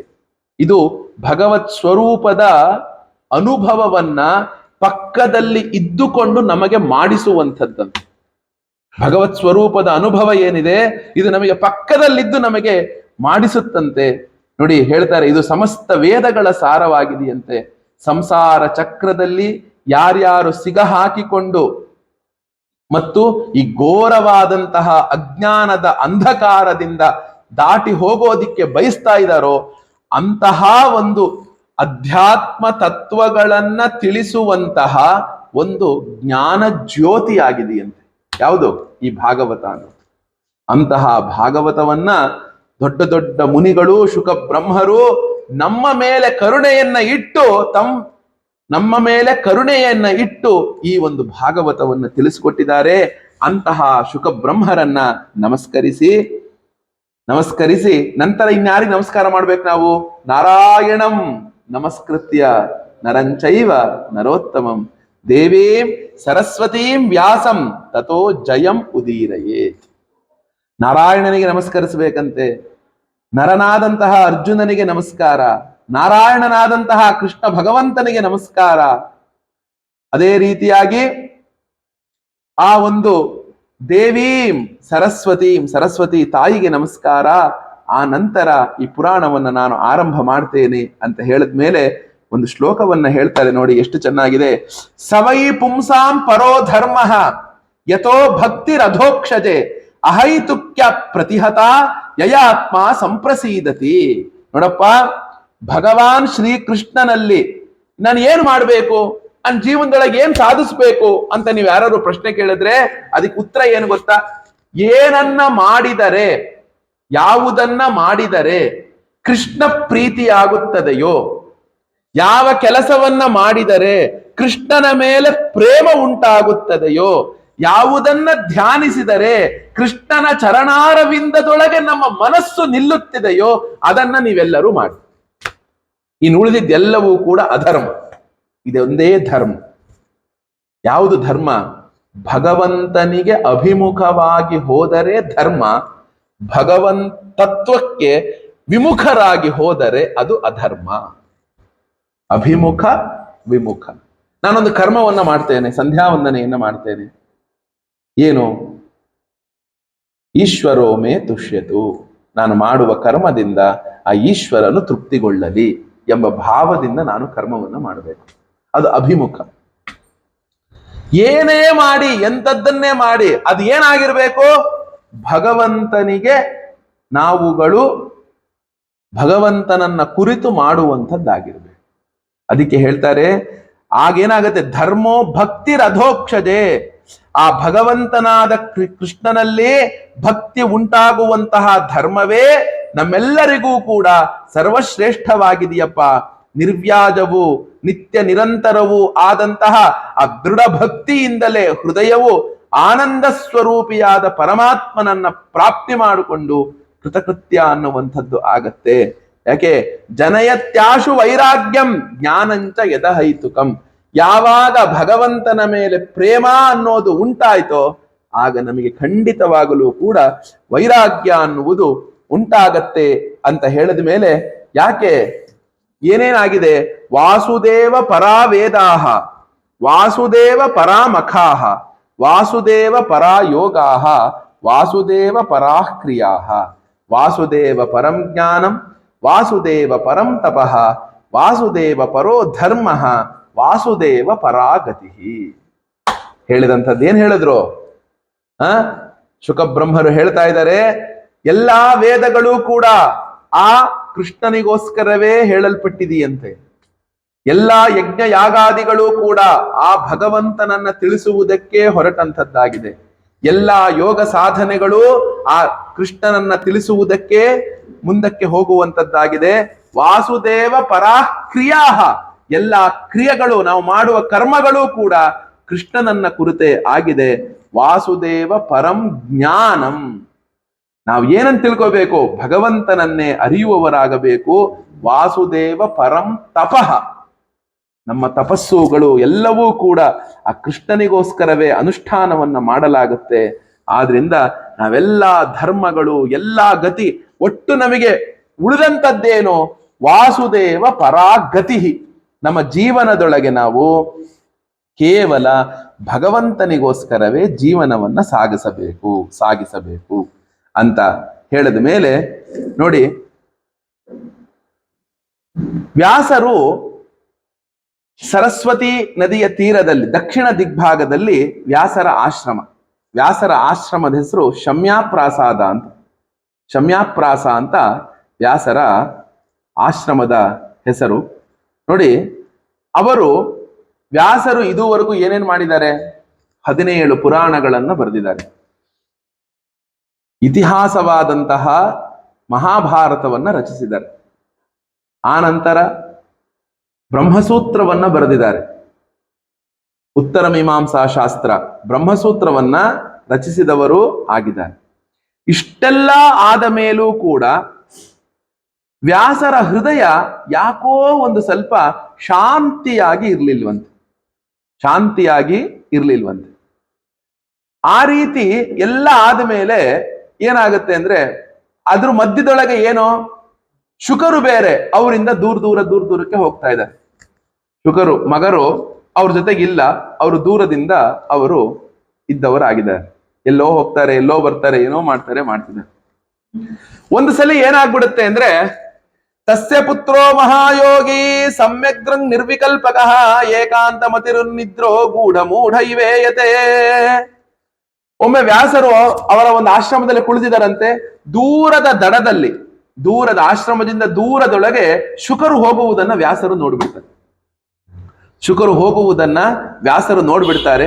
ಆ ನೋಡಿದ ತಕ್ಷಣವೇ ಏನಾಗುತ್ತೆ ಅಂದ್ರೆ, ವ್ಯಾಸರು ಹಿಂದಿಂದ ಶುಕನನ್ನ ಮಾತಾಡ್ಸಕ್ಕೆ ಓಡಕ್ ಶುರು ಮಾಡಿಬಿಡ್ತಾರೆ. ಪುತ್ರ ಪುತ್ರ ಪುತ್ರ ಶುಕ ಶುಕ ಶುಕ ಅಂತ ಓಡುವುದಕ್ಕೆ ವ್ಯಾಸರು ಶುರು ಮಾಡಿದಾಗ ಶುಕರು ಹೇಗಿರ್ತಾರೆ ಹೇಳ್ತಾರೆ, ದೃಷ್ಟಾನುಯಾಂತ ಮೃಷಿಮಾತ್ಮಜಮಪ್ಯನಗ್ನಂ ದೇವ್ಯೋ ಹ್ರಿಯಾ ಪರಿದಧು ನಸುತಸ್ಯ ಚಿತ್ರಂ ತದ್ವೀಕ್ಷ್ಯ ಪೃಚ್ಛತಿ ಮುನೋ ಜಗದುಸ್ತವಾಸ್ತಿ ಸ್ತ್ರೀ ಪುಂಭಿದಾನತು ಸುತಸ್ಯ ವಿವಿಕ್ತ ದೃಷ್ಟೇ.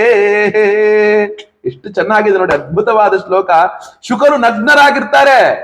ಅವ್ರು ಯಾವುದೇ ರೀತಿ ವಸ್ತ್ರವನ್ನ ಧಾರಣೆ ಮಾಡಿರೋದಿಲ್ಲ. ಯಾವಾಗ ಅವರು ಮುಂದೆ ಹಿಂದೆ ತಿರುಗಿ ನೋಡ್ಕೊಳ್ದೆ ಹೋಗ್ತಾ ಇರ್ತಾರೆ, ಆ ಶುಕರು ಏನ್ ಮಾಡ್ತಾರೆ ಅಂದ್ರೆ, ಒಂದು ಸರೋವರದ ಮೇಲೆ ಹಾದಿ ಹೋಗ್ಬಿಡ್ತಾರೆ. ಅದ್ರ ಮೇಲೆ ಹೋದಾಗ ಅಲ್ಲಿ ದೇವತಾ ಸ್ತ್ರೀಯರು, ಅಪ್ಸರೆಯರು ಸ್ನಾನಕ್ಕೋಸ್ಕರ ಬಂದಿರ್ತಾರೆ. ಆ ಸ್ನಾನಕ್ಕೋಸ್ಕರ ಬಂದಾಗ ಶುಕರು ಹೋಗ್ತಾ ಇರ್ತಾರೆ, ಅದು ನಗ್ನವಾಗಿ ಹೋಗ್ತಾ ಇರ್ತಾರೆ. ಅವ್ರೇನ್ ಮಾಡ್ತಾರೆ, ಅವ್ರ ಪಾಡಿಗೆ ಅವ್ರ ಅಭ್ಯಂಜನವನ್ನ ಮಾಡ್ತಾನೆ ಇರ್ತಾರೆ, ಸ್ನಾನವನ್ನ ಮಾಡ್ತಾನೆ ಇರ್ತಾರೆ. ನಂತರ ಏನಾಗುತ್ತೆ ಅಂದ್ರೆ, ಹಿಂದೆ ಶುಕ ಶುಕ ಶುಕ ಅಂತ ಕಿರಿಚಿಕೊಂಡು ವ್ಯಾಸರು ಓಡಿ ಹೋಗ್ತಾರೆ.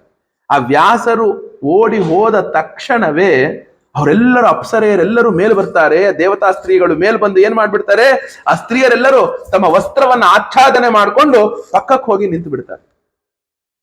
ವ್ಯಾಸರಿಗೆ ಒಂಥರ ಪೆಚ್ಚಾಗ್ಬಿಡುತ್ತೆ.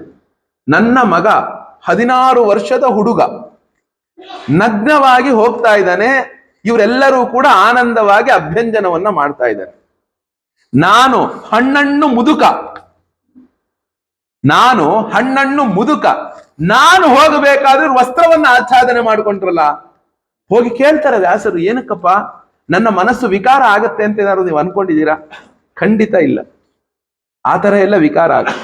ಅದಕ್ಕೆ ಅವ್ರು ಹೇಳ್ತಾರೆ ಒಂದು ಮಾತನ್ನ ನೋಡಿ, ವ್ಯಾಸರೇ ಗುರುಗಳೇ, ಖಂಡಿತ ನಮ್ಮನ್ನ ನೀವು ತಪ್ಪು ತಿಳ್ಕೋಬೇಡಿ. ಯಾಕೆ? ಸ್ತ್ರೀ ಪುಂಭಿದ, ನಿಮಗಾದರೆ ಇದು ಸ್ತ್ರೀ ಶರೀರ, ಇದು ಪುರುಷ ಶರೀರ ಅನ್ನುವ ಭೇದವಾದರೂ ತಿಳಿದಿದೆ. ನಿಮ್ಮ ಮಗನಿಗೆ ಅದು ತಿಳಿದಿಲ್ಲ. ಇದು ಸ್ತ್ರೀ ಶರೀರ ಅಂತಲೂ ಇದು ಪುರುಷ ಶರೀರ ಅಂತಲೂ ನಿಮಗೆ ತಿಳಿದಿದೆ. ಆದರೆ ನಿಮ್ಮ ಮಗನಿಗೆ ಅದು ಕೂಡ ತಿಳಿದಿಲ್ಲ. ಅದಕ್ಕೋಸ್ಕರ ನಾವು ಆಚ್ಛಾದನೆ ಮಾಡ್ಕೊಂಡಿಲ್ಲ ಅಂತ. ಅವ್ರೇನೋ ಗುರುಜಾಂಗಾಲ ದೇಶವನ್ನ ಅವ್ರು ಹೆಂಗಿದ್ರು ಶುಕ ಮಹರ್ಷಿಗಳು ಅಂದ್ರೆ ಹೇಳ್ತಾರಪ್ಪ, ಅವರು ನೋಡ್ತಾ ಇದ್ರೆ ಯಾವುದೋ ಒಬ್ಬ ಮೂರ್ಖನಂತೆ, ಹುಚ್ಚನಂತೆ, ದಿಗಂಬರನಾಗಿ ಅಲ್ಲಿ ಇಲ್ಲಿ ತಲೆ ಬಾಚ್ಕೊಂಡಿಲ್ಲ, ಕೂದಲೆಲ್ಲ ಗಂಟಿಕ್ಕಿದೆ, ಸುಮ್ಮನೆ ಆಕಾಶ ನೋಡ್ಕೊಂಡು ನಡ್ಕೊಂಡು ಹೋಗ್ತಾ ಇರ್ತಾರೆ. ಈ ರೀತಿ ಅವ್ರು ಎಷ್ಟು ಹೊತ್ತಿರ್ತಿದ್ರಂತೆ ಒಂದು ಜಾಗದಲ್ಲಿ, ಸಗೋದೋಹನ ಮಾತ್ರಂ ಹಿ ಗೃಹೇಶು ಗೃಹಮೇಧಿನಾಂ ಅವೇಕ್ಷತೆ ಮಹಾಭಾಗ ತೀರ್ಥಿ ಕುರುವಂತದಾಶ್ರಮಂ. ಒಂದು ಗೋದೋಹನ ಮಾತ್ರ ಸಮಯವನ್ನ ಕಳಿತಿದ್ರಂತ ಒಂದು ಜಾಗದಲ್ಲಿ. ಅಂದ್ರೆ ಈಗಿರುವಂತಹ ಸೀಮೆ ಹಸುಗಳ ಹಾಲು ಕರೆಯೋದಲ್ಲ. ಸೀಮೆ ಹಸುಗಳಿದಾವಲ್ಲ, ಈ ಜರ್ಸಿ ಇಂಥವು ಹಸುಗಳು, ಅವೆಲ್ಲ 5 ಲೀಟ್ರು 10 ಲೀಟ್ರು 15 ಲೀಟರ್ ಎಲ್ಲ ಹಾಲು ಕೊಡ್ತಾವೆ. ಹಿಂದೆಲ್ಲ ನಮ್ಮ ಭಾರತದೊಳಗೆ ಪರಿಪೂರ್ಣವಾಗಿ ಈ ಒಂದು ಶುದ್ಧ ದೇಸಿ ಹಸುಗಳು ಇದ್ದಂಥದ್ದು, ನಾಟಿ ಹಸುಗಳು. ಅವುಗಳು ಎಷ್ಟೊತ್ತು ಹಾಲು ಕರಿತಿದ್ವು. ನಮ್ಮೂರಲ್ಲಿ ಈಗಲೂ ಇದಾವೆ ಒಂದೊಂದು ವಾಟ್ಕ, ಒಂದ್ ಸಣ್ಣ ಹಾಲು ಕರಿಬೇಕಾದ್ರೆ ಈಗೆಲ್ಲ ಬಕೆಟ್ ತಗೊಂಡು ಹೋಗ್ತಾರೆ ಸಿಂಧಿ ಹಸುಗೆಲ್ಲ. ನಮ್ಮ ಅಜ್ಜಿ ಅವರೆಲ್ಲ ತಗೊಂಡು ಹೋಗೋದು ನೋಡು, ಸಣ್ಣ ವಾಟ್ಕ ಇಷ್ಟು ತಗೊಂಡು ಅದ್ರೊಳಗೆ 1/4 ಹಾಲು ಕೊಡೋದು. 1 ಲೀಟ್ರು, 1/4 ಲೀಟ್ರು, ಅರ್ಧ ಲೀಟ್ರು, 1 ಲೀಟ್ರ್ ಅಷ್ಟೇ. ಎಷ್ಟೊಂದು 5 ರಿಂದ 8 ನಿಮಿಷ ಆಗ್ತಿತ್ತೇನೋ ಹಾಲು ಕರಿಯಕ್ಕೆ. ಅದು ಹೇಳ್ತೇವೆ ಗೋದೋಹನ ಮಾತ್ರಂ ಹಿ. ಎಷ್ಟು ಚೆನ್ನಾಗಿ ಹೇಳ್ತಾರೆ ನೋಡಿ. ಶುಕ ಬ್ರಹ್ಮರು ಒಂದು ಜಾಗದೊಳಗೆ ಏನಾದರೂ ಅವರಿಗೆ ಇಷ್ಟ ಆದ್ರೆ ಒಂದೇ ಒಂದು ಗೋದೋಹನ ಕಾಲ ಅಲ್ಲಿ ಸಮಯವನ್ನ ಕಳಿತಿದ್ರು. ಅದಕ್ಕಿಂತ ಹೆಚ್ಚಿಲ್ಲ ಅಂತ ಹೇಳಿದ ಮೇಲೆ ಅವರು ಮುಂದೆ ಏನಾಗುತ್ತೆ ಅಂದ್ರೆ, ಶುಕ ಬ್ರಹ್ಮರು ಈ ರೀತಿ ಆಗತ್ತೆ. ಆ ವ್ಯಾಸರು ಯಾಕೋ ಒಂದು ಸಂತೋಷವನ್ನ ಪಡದೇ ಇರುವುದನ್ನ ನೋಡಿದ ನಂತರ ಅವ್ರು ಹೇಳ್ತಾರೆ, ಅಷ್ಟೊತ್ತಿಗೆ ನಾರದರು ಬರ್ತಾರೆ, ವ್ಯಾಸರ ಸಮೀಪಕ್ಕೆ ನಾರದರು ಬರ್ತಾರೆ. ನಾರದರ ಹತ್ರ ಮಾತಾಡ್ಬೇಕಾದ್ರೆ ಹೇಳ್ತಾರೆ, ನೋಡಪ್ಪ, ಅಖಂಡವಾಗಿದ್ದಂತಹ ವೇದವನ್ನ ನಾನು ಋಕ್, ಯಜು, ಸಾಮ, ಅಥರ್ವ ಅಂತ 4 ವಿಭಾಗವನ್ನ ಮಾಡಿದೆ. ಋಗ್ವೇದವನ್ನ ಪೈಲರಿಗೆ ಕರುಣಿಸಿದೆ. ಅದೇ ರೀತಿಯಾಗಿ ಯಜುರ್ವೇದವನ್ನ ವೈಶಂಪಾಯನವರಿಗೆ ಕಲಿಸಿದೆ. ಹಾಗೇನೆ ಆ ಜೈಮಿನಿಗಳಿಗೆ ಸಾಮವೇದವನ್ನ ಕಲಿಸಿದೆ. ಹಾಗೆ ಧರುಣ ಋಷಿಗಳ ಮಗನಾದಂತಹ ಸುಮಂತುಗೆ ಅಥರ್ವಣ ವೇದವನ್ನ ಹೇಳಿಕೊಟ್ಟೆ. ಸಮಸ್ತ ಪುರಾಣಗಳನ್ನು ಕೂಡ ರೋಮಹರ್ಷಣರು ಕಲಿತುಕೊಂಡಂಥವರು ಆದರು. ಮತ್ತು ಎಲ್ಲರಿಗೂ ಮಂಗಳ ಆಗಲಿ ಅಂತ ಭಾಗವತವನ್ನ ರಚಿಸಿದೆ.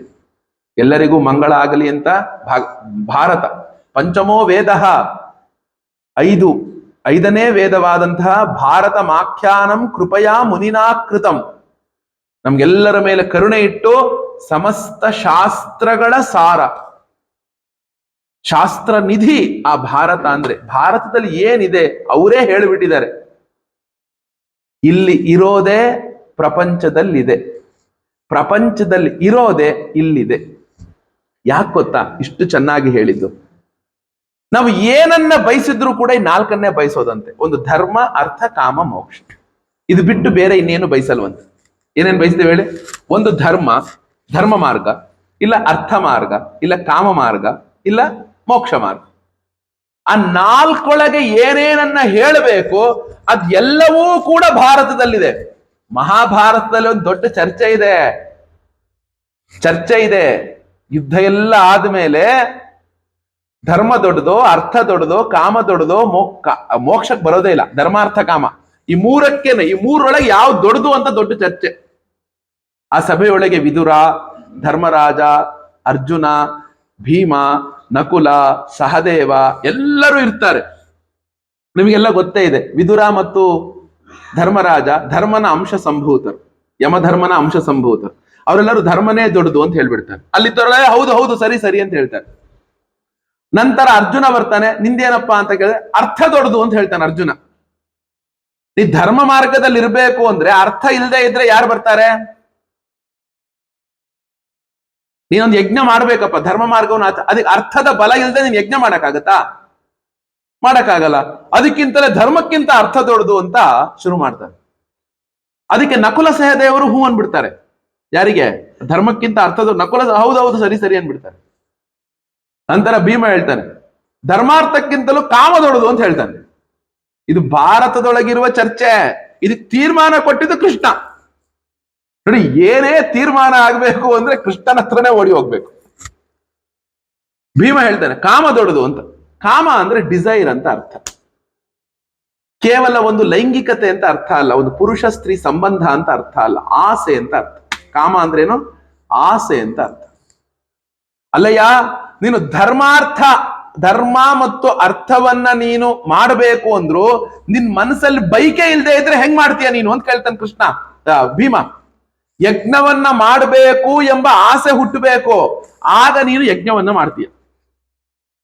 ಭಾಗವತವನ್ನ ಕೇಳಬೇಕು ಎಂಬ ಕಾಮ ಇದ್ದಾಗ ನೀನು ಬಂದು ಇಲ್ಲಿ ಭಾಗವತಕ್ಕೆ ಬಂದು ಕುತ್ಕೊಳ್ತೀಯ. ಕಾಮ ಅಂದ್ರೆ ಆಸೆ ಅಂತ ಅಷ್ಟೇ ಅರ್ಥ, ಬೇರೆ ಏನು ಬಹಳ ದೊಡ್ಡ ಅರ್ಥ ಎಲ್ಲ ತಗೋಬೇಕಾಗಿಲ್ಲ.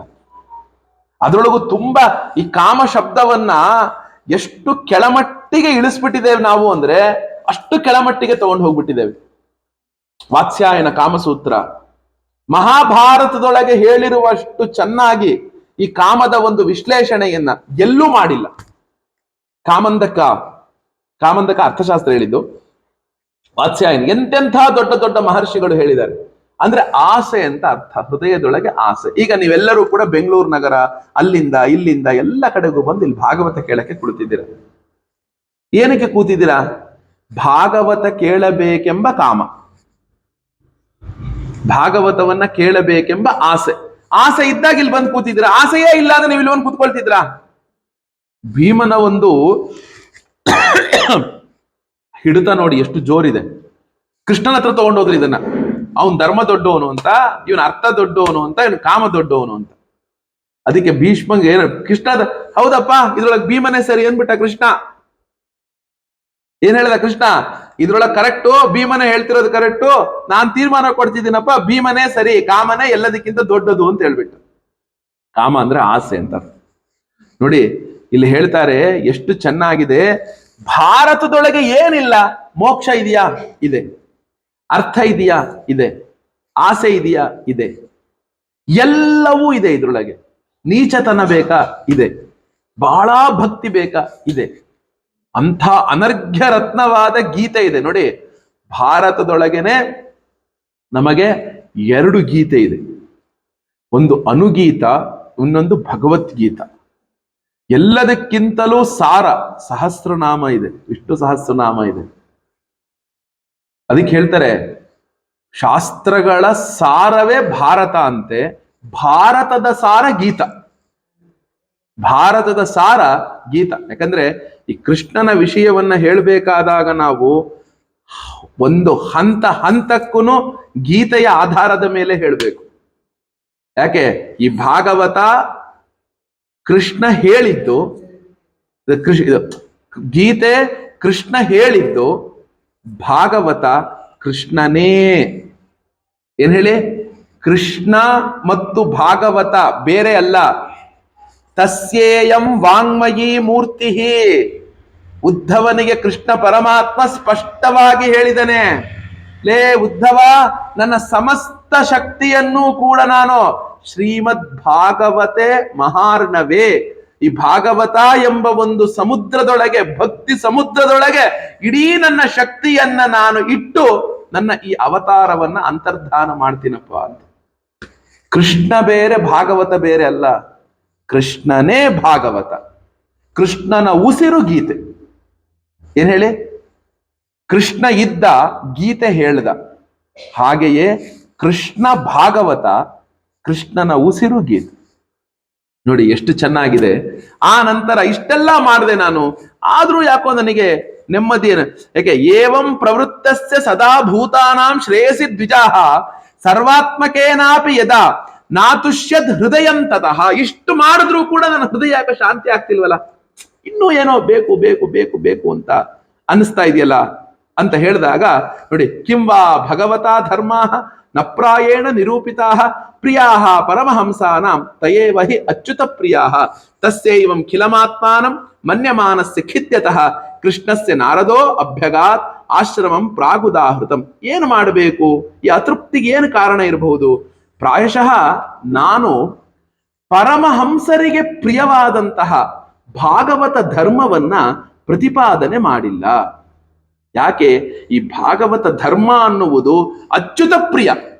ಈ ಭಾಗವತ ಧರ್ಮ ಅನ್ನೋದು ಯಾರಿಗೆ ಪ್ರಿಯ? ಅದು ಅಚ್ಯುತನಿಗೆ ಪ್ರಿಯವಾಗಿರುವಂಥದ್ದು. ಅದೇ ಏನಾದ್ರೂ ಅತೃಪ್ತಿಗೆ ಕಾರಣ ಇರಬಹುದಾ ಅಂತ ಅಂದಾಗ ತಕ್ಷಣ ಅಲ್ಲಿಗೆ ಭಗವಾನ್ ನಾರದರು ಬರ್ತಾರೆ. ನೋಡಿ, ನಾರದರು ಅಂದ್ರೆ ಏನ್ ಸುಮ್ಮನೆ ಅಲ್ಲ. ನಾರದರು ಅಂದ್ರೆ ಏನು ಸುಮ್ಮನೆ ಅಲ್ಲ. ವೀಣಾಗಾನ ಪ್ರಕಟಿತ ಪರಪ್ರೇಮ ಸಾರಂ ಮುನೀಂದ್ರಂ. ಆ ವೀಣೆಯನ್ನ ಹಿಡಿದುಕೊಂಡು ಜಗತ್ತಿನೊಳಗೆ ಭಕ್ತಿ ಮತ್ತು ಆನಂದ ಎಂಬುದನ್ನ ಸಾರ್ತಾ, ಇಡೀ ಜಗತ್ತಿಗೆ ಸಾರ್ತಾ ಹೇಳ್ತಾ ಇರುವಂಥವ್ರು ನಾರದರು ಭಕ್ತಿಯನ್ನು. ಅಂತಹ ಮುನೀಂದ್ರರು ಭವಭಯನುದಂ, ನಮ್ಮೆಲ್ಲರ ಸಂಸಾರವನ್ನ ನಾಶ ಮಾಡುವಂಥವ್ರು. ಇನ್ನೊಂದು ತಿಳ್ಕೊಳ್ಳಿ, ನಾರದರನ್ನ ನಮ್ಮ ಪುರಾಣಗಳೊಳಗೆ ಎಷ್ಟು ಚೆನ್ನಾಗಿ ಹೇಳಿದ್ದಾರೆ ಅಂದ್ರೆ, ನಾರದರ ಮಾತನ್ನ ದೇವತೆಗಳು ಕೇಳ್ತಿದ್ರು, ನಾರದರ ಮಾತನ್ನ ರಾಕ್ಷಸರು ಕೇಳ್ತಿದ್ರು, ನಾರದರ ಮಾತನ್ನ ಮನುಷ್ಯರು ಕೇಳ್ತಿದ್ರು, ನಾರದನ ಮಾತನ್ನ ಭಗವಂತನು ಕೇಳ್ತಿದ್ದ. ನಾರದರು ಹೇಳಿದ್ರು ಅಂದ್ರೆ ಫೈನಲ್ ಅಂತ. ಅದಕ್ಕಿನ್ನೊಂದು ಪ್ರಶ್ನೆ ಇಲ್ಲ. ಅದಕ್ಕಿನ್ನೊಂದು ಪ್ರಶ್ನೆ ಅನ್ನೋದಿಲ್ಲ. ಅದು ಫೈನಲ್ ಅಂತ. ಎಲ್ಲರೂ ಅಷ್ಟೇ. ನೀವು ಬಲಿ ವೃತ್ತಾಂತದೊಳಗೆ ಗೊತ್ತಾಗುತ್ತೆ. ಬಲಿಯನ್ನ ಇಂದ್ರ ಹೊಡೆದು ಬಿಡ್ತಾನೆ, ಅವನ್ ಕೆಳಗಡೆ ಬಿದ್ದು ಹೋಗ್ತಾನೆ ಬಲಿ. ಈ ರಾಕ್ಷಸರಿಗೆ ಬಲಿ ಕೆಳಗಡೆ ಬಿದ್ದಿರೋದು ಗೊತ್ತಿಲ್ಲ. ಇವರು ದೇವತೆಗಳ ಮೇಲೆ ಯುದ್ಧ ಮಾಡ್ತಾನೆ ಇದ್ದಾರೆ. ನಾರದರು ಬಂದು ಹೇಳ್ತಾರೆ, ಲೇ ನಿಲ್ಲಿಸ್ರೋ ಯುದ್ಧನಾ, ನಿಲ್ಲಿಸ್ರಿ, ಅಲ್ಲಿ ನೋಡ್ರಿ ನಿಮ್ ಸ್ವಾಮಿ ಕೆಳಗಡೆ ಬಿದ್ದಿದ್ದಾನೆ, ಹೋಗಿ ಒಂದ್ಸಲಿ ಅವನು ಕಾಪಾಡ್ರಿ, ಆಮೇಲೆ ಬಂದು ಯುದ್ಧ ಮಾಡ್ರಿ. ನಾರದರು ಹೇಳಿದ ತಕ್ಷಣ ನಿಂತ್ಕೊಂಡ್ಬಿಟ್ರು, ಓಡೋದು, ಕಾಪಾಡಕ್ಕೆ ಓಡೋದು. ನೋಡಿ, ಅಂತಹ ನಾರದರು ವ್ಯಾಸರ ಸಮೀಪಕ್ಕೆ. ನೋಡಿ, ಭಾಗವತದ ಆರಂಭದಲ್ಲಿ ನಾರದರು, ರಾಮಾಯಣದ ಆರಂಭದಲ್ಲೂ ನಾರದರು. ರಾಮಾಯಣದ ಆರಂಭದಲ್ಲೂ ಕೂಡ ನಾರದರೇ ಬಂದಂಥದ್ದು. ಯಾಕಂದ್ರೆ ನಾವುಗಳು ಈ ನಾರದರು ಜಗತ್ತಿಗೆ ಏನೇನು ಮಂಗಳ ಆಗಬೇಕೋ ಆ ಮಂಗಳವಾಗುವ ಎಲ್ಲಾ ಕೆಲಸಕ್ಕೂ ಕೂಡ ನಾರದರು ಇದ್ದೇ ಇರ್ತಾರೆ. ನಾರದರು ಇಲ್ಲದೆ ಯಾವ ಮಂಗಳವೂ ಆಗೋದಿಲ್ಲ. ಮುಂದೆ ಹೇಳಬೇಕಾದ್ರೆ ಏನಾಯ್ತು? ತಕ್ಷಣ ಅಲ್ಲಿಗೆ ಸಾಕ್ಷಾತ್ ಬ್ರಹ್ಮನ ಮಾನಸ ಪುತ್ರರು ಆಗಿರುವಂತಹ ನಾರದರು ಬರ್ತಾರೆ. ನಾರದರಿಗೆ ನಮಸ್ಕಾರವನ್ನ ಮಾಡ್ತಾರೆ. ಮಾಡಿದಾಗ ಅವರಲ್ಲಿ ಹೃದಯದಲ್ಲಿದ್ದಂತಹ ಸಂಶಯವನ್ನ ವ್ಯಾಸರಿಗೆ ಕೇಳ್ತಾರೆ. ಹಿಂಗಿದೆ ನನ್ನ ಮನಸ್ಸಲ್ಲಿ ಸಂಶಯ, ಎಲ್ಲವನ್ನೂ ಮಾಡಿದ್ರು ಯಾಕೋ ನನ್ನ ಮನಸ್ಸು ತೃಪ್ತಿ ಹೊಂದುತ್ತಾ ಇಲ್ಲ, ಹೇಳಿ ಅಂತ ಹೇಳಿದಾಗ ನಾರದರು ಹೇಳ್ತಾರೆ. ನೋಡಿ ಎಷ್ಟು ಚೆನ್ನಾಗಿ ಹೇಳ್ತಾರೆ. ಯಥಾ ಧರ್ಮಾದಯಾಷ್ಟಾರ್ಥಾ ಮುನಿವರ್ಯಾನುಕೀರ್ತಿತಾಃ ನ ತಥಾ ವಾಸುದೇವಸ್ಯ ಮಹಿಮಾ ಹ್ಯನುವರ್ಣಿತಃ. ನ ತಥಾ ವಾಸುದೇವಸ್ಯ ಮಹಿಮಾ ಹ್ಯನುವರ್ಣಿತಃ. ಏನು? ಯಥಾ ಧರ್ಮಾದಯಶ್ಚಾರ್ಥಾಃ, ಯಥಾ ಧರ್ಮಾದಯಶ್ಚಾರ್ಥಾಃ. ಗುರುಗಳೇ, ವ್ಯಾಸರೇ, ನೀವು ಹೇಗೆ ಧರ್ಮಗಳೆಲ್ಲವನ್ನೂ ಕೂಡ ಉಪದೇಶವನ್ನ ಮಾಡಿದಂಥವರಾದ್ರೋ, ಧರ್ಮ ಮಾರ್ಗವನ್ನ ನೀವು ಹೇಳಿದಂಥವರಾದ್ರೋ, ಅದೇ ರೀತಿಯಾಗಿ ನೀವುಗಳು ಏನನ್ನ ಹೇಳಿಲ್ಲ ಅಂದ್ರೆ ವಾಸುದೇವಸ್ಯ ಮಹಿಮಾ, ಕೃಷ್ಣ ಪರಮಾತ್ಮನ ಮಹಿಮೆಯನ್ನ ನೀವುಗಳು ತಿಳಿಸಿಲ್ಲ. ವಾಸುದೇವನ ಮಹಿಮೆಯನ್ನ ತಿಳಿಸಿಲ್ಲ. ನೀವು ಎಷ್ಟು ಚೆನ್ನಾಗಿ ಪುರುಷಾರ್ಥಗಳನ್ನ ವಿಸ್ತಾರವಾಗಿ ಹೇಳಿದಿರೋ, ವಾಸುದೇವನ ಮಹಿಮೆಯನ್ನ ಹೇಳಿಲ್ಲ. ಆದ್ದರಿಂದ ನೀವು ವಾಸುದೇವನ ಮಹಿಮೆಯನ್ನ ಹೇಳಿಲ್ಲದಿದ್ದಾದ್ದರಿಂದ ನಿಮಗೆ ಈ ಒಂದು ಮಟ್ಟಿಗೆ ನಿಮಗೆ ದುಃಖ ಅನ್ನೋದು ಆಗ್ತಾ ಇದೆ. ಅದಕ್ಕೆ ಹೇಳ್ತಾ ನೋಡಿ, ಯದ್ವಚಶ್ಚಿತ್ರ ಪದಂ ಹರೇರ್ಯಶಃ ಜಗತ್ಪವಿತ್ರಂ ಪ್ರಗೃಣೀತ ಕರ್ಹಿಚಿತ್ ತದ್ವಾಯಸಂ ತೀರ್ಥಮುಷಂತಿ ಮಾನಸಾಃ ನಯತ್ರ ಹಂಸಾಃ ನಿರಮಂತು ಶಿಕ್ಷಯಾಃ. ಯಾವ ಒಂದು ಗ್ರಂಥ ರಾಶಿಯೊಳಗೆ ಭಗವಂತನ ಭಕ್ತಿ ಇಲ್ಲವೋ, ಭಗವಂತನ ಗುಣಕಥೆ ಇಲ್ಲವೋ, ಭಗವಂತನ ಲೀಲಾ ವಿನೋದವಿಲ್ಲವೋ, ಭಗವಂತನ ಲೀಲಾ ಚರಿತ್ರ ವರ್ಣನೆ ಇಲ್ಲವೋ ಆ ಎಲ್ಲವೂ ಕೂಡ ಕೇವಲ ಒಂದು ಪದಪುಂಜವೇ ಹೊರತು ಅದು ಗ್ರಂಥ ಅಂತ ಅನ್ನಿಸಿಕೊಳ್ಳೋದಿಲ್ಲ. ನೀವು ಮಾಡಿರೋ ಎಲ್ಲಾ ಗ್ರಂಥಗಳಲ್ಲಿಯೂ ಕೂಡ ಧರ್ಮ, ಅರ್ಥ, ಕಾಮ, ಮೋಕ್ಷ, ಭಕ್ತಿ ಎಲ್ಲವೂ ಇದೆ. ಆದರೆ ಕೇವಲ ಭಗವಂತನ ಭಕ್ತಿಯನ್ನು ಮತ್ತು ಭಗವಂತನ ಗುಣವನ್ನೇ ಪ್ರಧಾನವಾಗಿಟ್ಟುಕೊಂಡಂತಹ ಒಂದು ಗ್ರಂಥವನ್ನ ನೀವು ರಚಿಸಿಲ್ಲ. ಆದ್ರಿಂದ ದಯಮಾಡಿ ನೀವು ರಚಿಸಬೇಕು ಅಂತ ನೀವು ಹೇಳಿದಾಗ ತಕ್ಷಣ ಅನೇಕ ವಿಚಾರಗಳನ್ನ ಹೇಳ್ತಾರೆ. ನೋಡಪ್ಪ, ಯಾಕೆ ಅಂದ್ರೆ ಇಡೀ ಈ ವಿಶ್ವ ಭಗವಂತನದೇ ಸಾಕಾರ ಸ್ವರೂಪವಾಗಿದೆ. ಎಲ್ಲಾ ಪ್ರಾಣಿಗಳ ರೂಪದಲ್ಲಿ ಆ ಭಗವಂತನೇ ಇದ್ದಾನೆ. ಹೀಗಿದ್ದರೂ ಅವನು ಇವೆಲ್ಲದರಿಂತಲೂ ಕೂಡ ಅತೀತನಾಗಿದ್ದಾನೆ. ಈ ವಿಶ್ವದ ಉತ್ಪತ್ತಿ, ಸ್ಥಿತಿ, ಸಂಹಾರ, ಲೀಲೆ ಇವೆಲ್ಲವೂ ಕೂಡ ಅವನಿಂದಲೇ ನಡೆಯುವಂಥದ್ದಾಗಿದೆ. ಆದ್ರಿಂದ ಆ ಭಗವಂತನ ಲೀಲೆಯನ್ನ ನೀವು ವರ್ಣಿಸಿ ಅಂತ ಹೇಳಿ ತಮ್ಮ ಒಂದು ಚರಿತ್ರೆಯನ್ನೇ ಹೇಳ್ಕೊಳ್ತಾರೆ. ನನಗೆ ಹೆಂಗೆ ಭಗವಂತನ ಮೇಲೆ ಪ್ರೀತಿ ಬಂತು, ನಾನು ಹೇಗೆ ಭಗವಂತನನ್ನ ಇಷ್ಟಪಟ್ಟೆ. ಆಗ ಏನೋ ಯದತ್ರ ಕ್ರಿಯತೆ ಕರ್ಮ ಭಗವತ್ ಪರಿತೋಷಣಂ ಜ್ಞಾನಂ ಯತ್ತದಧೀನಂ ಹಿ ಭಕ್ತಿ ಯೋಗ ಸಮನ್ವಿತಂ ಕುರ್ವಾಣ ಯತ್ರ ಕರ್ಮಾಣಿ ಭಗವತ್ ಶಿಕ್ಷಯಾ ಸಕೃತ ಗೃಣಂತಿ ಗುಣನಾಮಾನಿ ಕೃಷ್ಣಸ್ಯ ಅನುಸ್ಮರಂತಿ ಚ. ಆದ್ದರಿಂದ ಭಗವತ್ ಪ್ರೀತ್ಯರ್ಥವಾಗಿ ಮಾಡಲಾಗುವಂತಹ ಕರ್ಮದಿಂದ ಜ್ಞಾನ ಮತ್ತು ಭಕ್ತಿ ಎರಡೂ ಪ್ರಾಪ್ತವಾಗುತ್ತಪ್ಪ. ಆ ಜ್ಞಾನವನ್ನ ಭಕ್ತಿಯೋಗ ಯುಕ್ತ ಜ್ಞಾನ ಎಂದು ಹೇಳಲಾಗಿದೆ.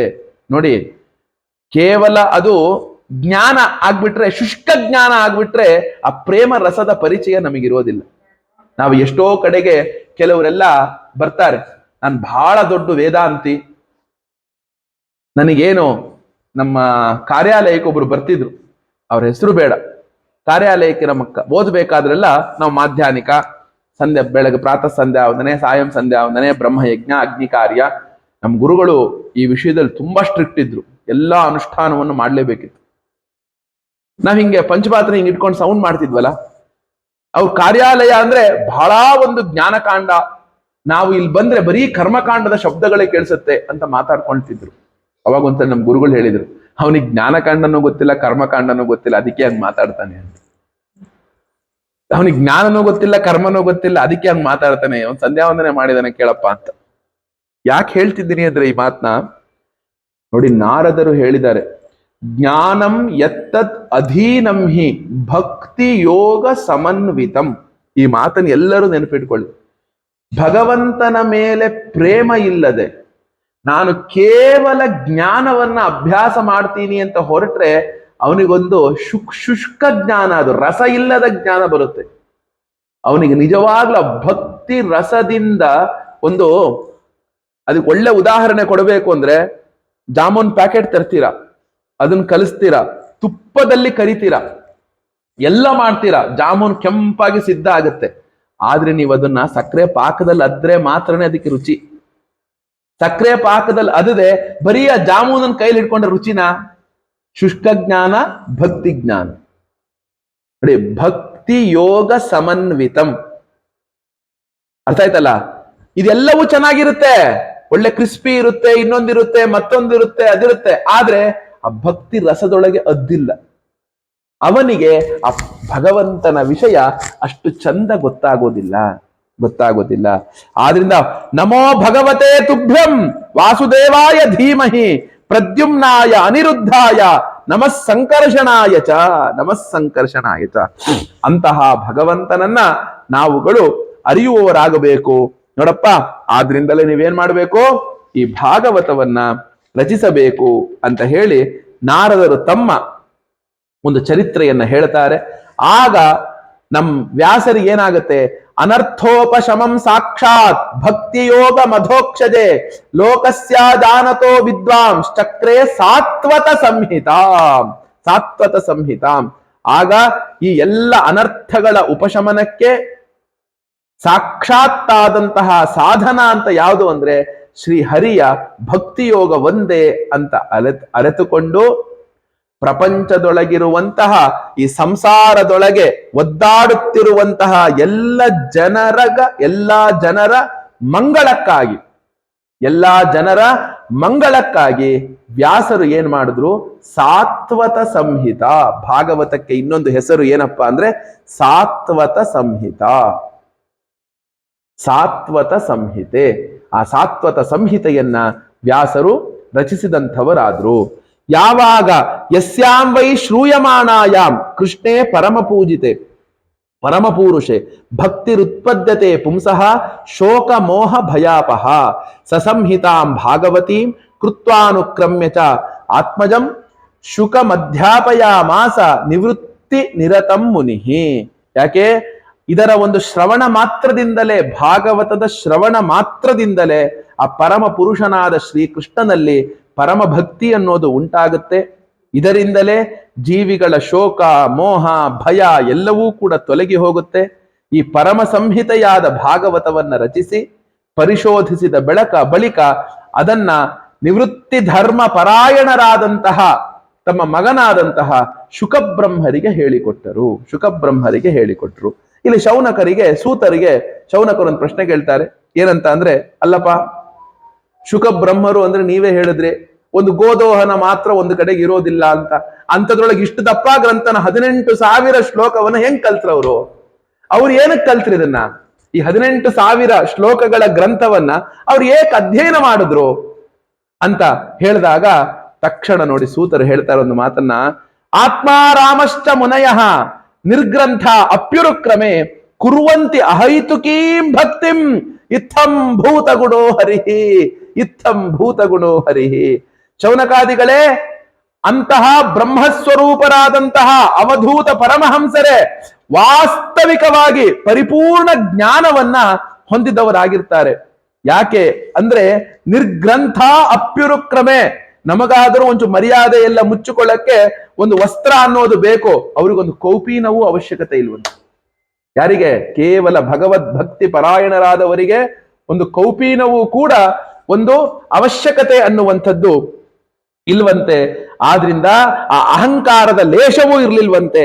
ಅವರು ಸದಾಕಾಲ ಭಗವಂತನಲ್ಲೇ ರಮಿಸ್ತಾ ಇರ್ತಾರಂತೆ, ಭಗವಂತನಲ್ಲಿಯೇ ಇರುವಂಥವರಾಗ್ತಾರಂತೆ. ಆ ಅಹೈತುಕವಾದ ಭಕ್ತಿಯನ್ನ ಮಾಡ್ತಾ ಅವರು ಪರಮಾನಂದ ಸಾಗರದೊಳಗೆ ಮುಳುಗಿ ಇರ್ತಾರೆ. ಆದ್ರಿಂದ ಪರೀಕ್ಷಿತೋಥ ರಾಜರಷೇಹೇ ಜನ್ಮ ಕರ್ಮ ವಿಲಾಪನಂ ಸಂಸ್ಥಾತ ಪಾಂಡುಪುತ್ರಾಣಂ ವಕ್ಷೆ ಕೃಷ್ಣ ಕಥೋದಯಂ. ಕೇವಲ ಶುಕರು ಅಧ್ಯಯನ ಮಾಡಿದ್ದಷ್ಟೇ ಅಲ್ಲ. ನೋಡಿ ಎಷ್ಟು ಒಳ್ಳೆ ಮಾತನ್ನು ಹೇಳ್ತಾರೆ ಇಲ್ಲಿ. ಕೇವಲ ಶುಕಬ್ರಹ್ಮರು ಅಧ್ಯಯನವನ್ನ ಮಾಡಿದ್ದಷ್ಟೇ ಅಲ್ವಂತೆ, ಮತ್ತೇನಪ್ಪಾ ಅಂದ್ರೆ ಅದನ್ನ ಪರೀಕ್ಷಿತ ಮಹಾರಾಜನಿಗೂ ಕೂಡ ಹೇಳಿದವರಾದ್ರು ಅಂತಾದಾಗ ಮುಂದೆ ಏನಾಯ್ತು ಅಂದಾಗ ನೋಡಿ, ಮತ್ತೆ ನಮಗೆ ದಶಮಸ್ಕಂದಕ್ಕೆ ಬರುವುದಕ್ಕಿಂತ ಮುಂಚೆ ಕೃಷ್ಣನ ಕಥೆ ನಮಗೆ ಪ್ರಥಮ ಸ್ಕಂದದಲ್ಲಿ ಬರುತ್ತೆ.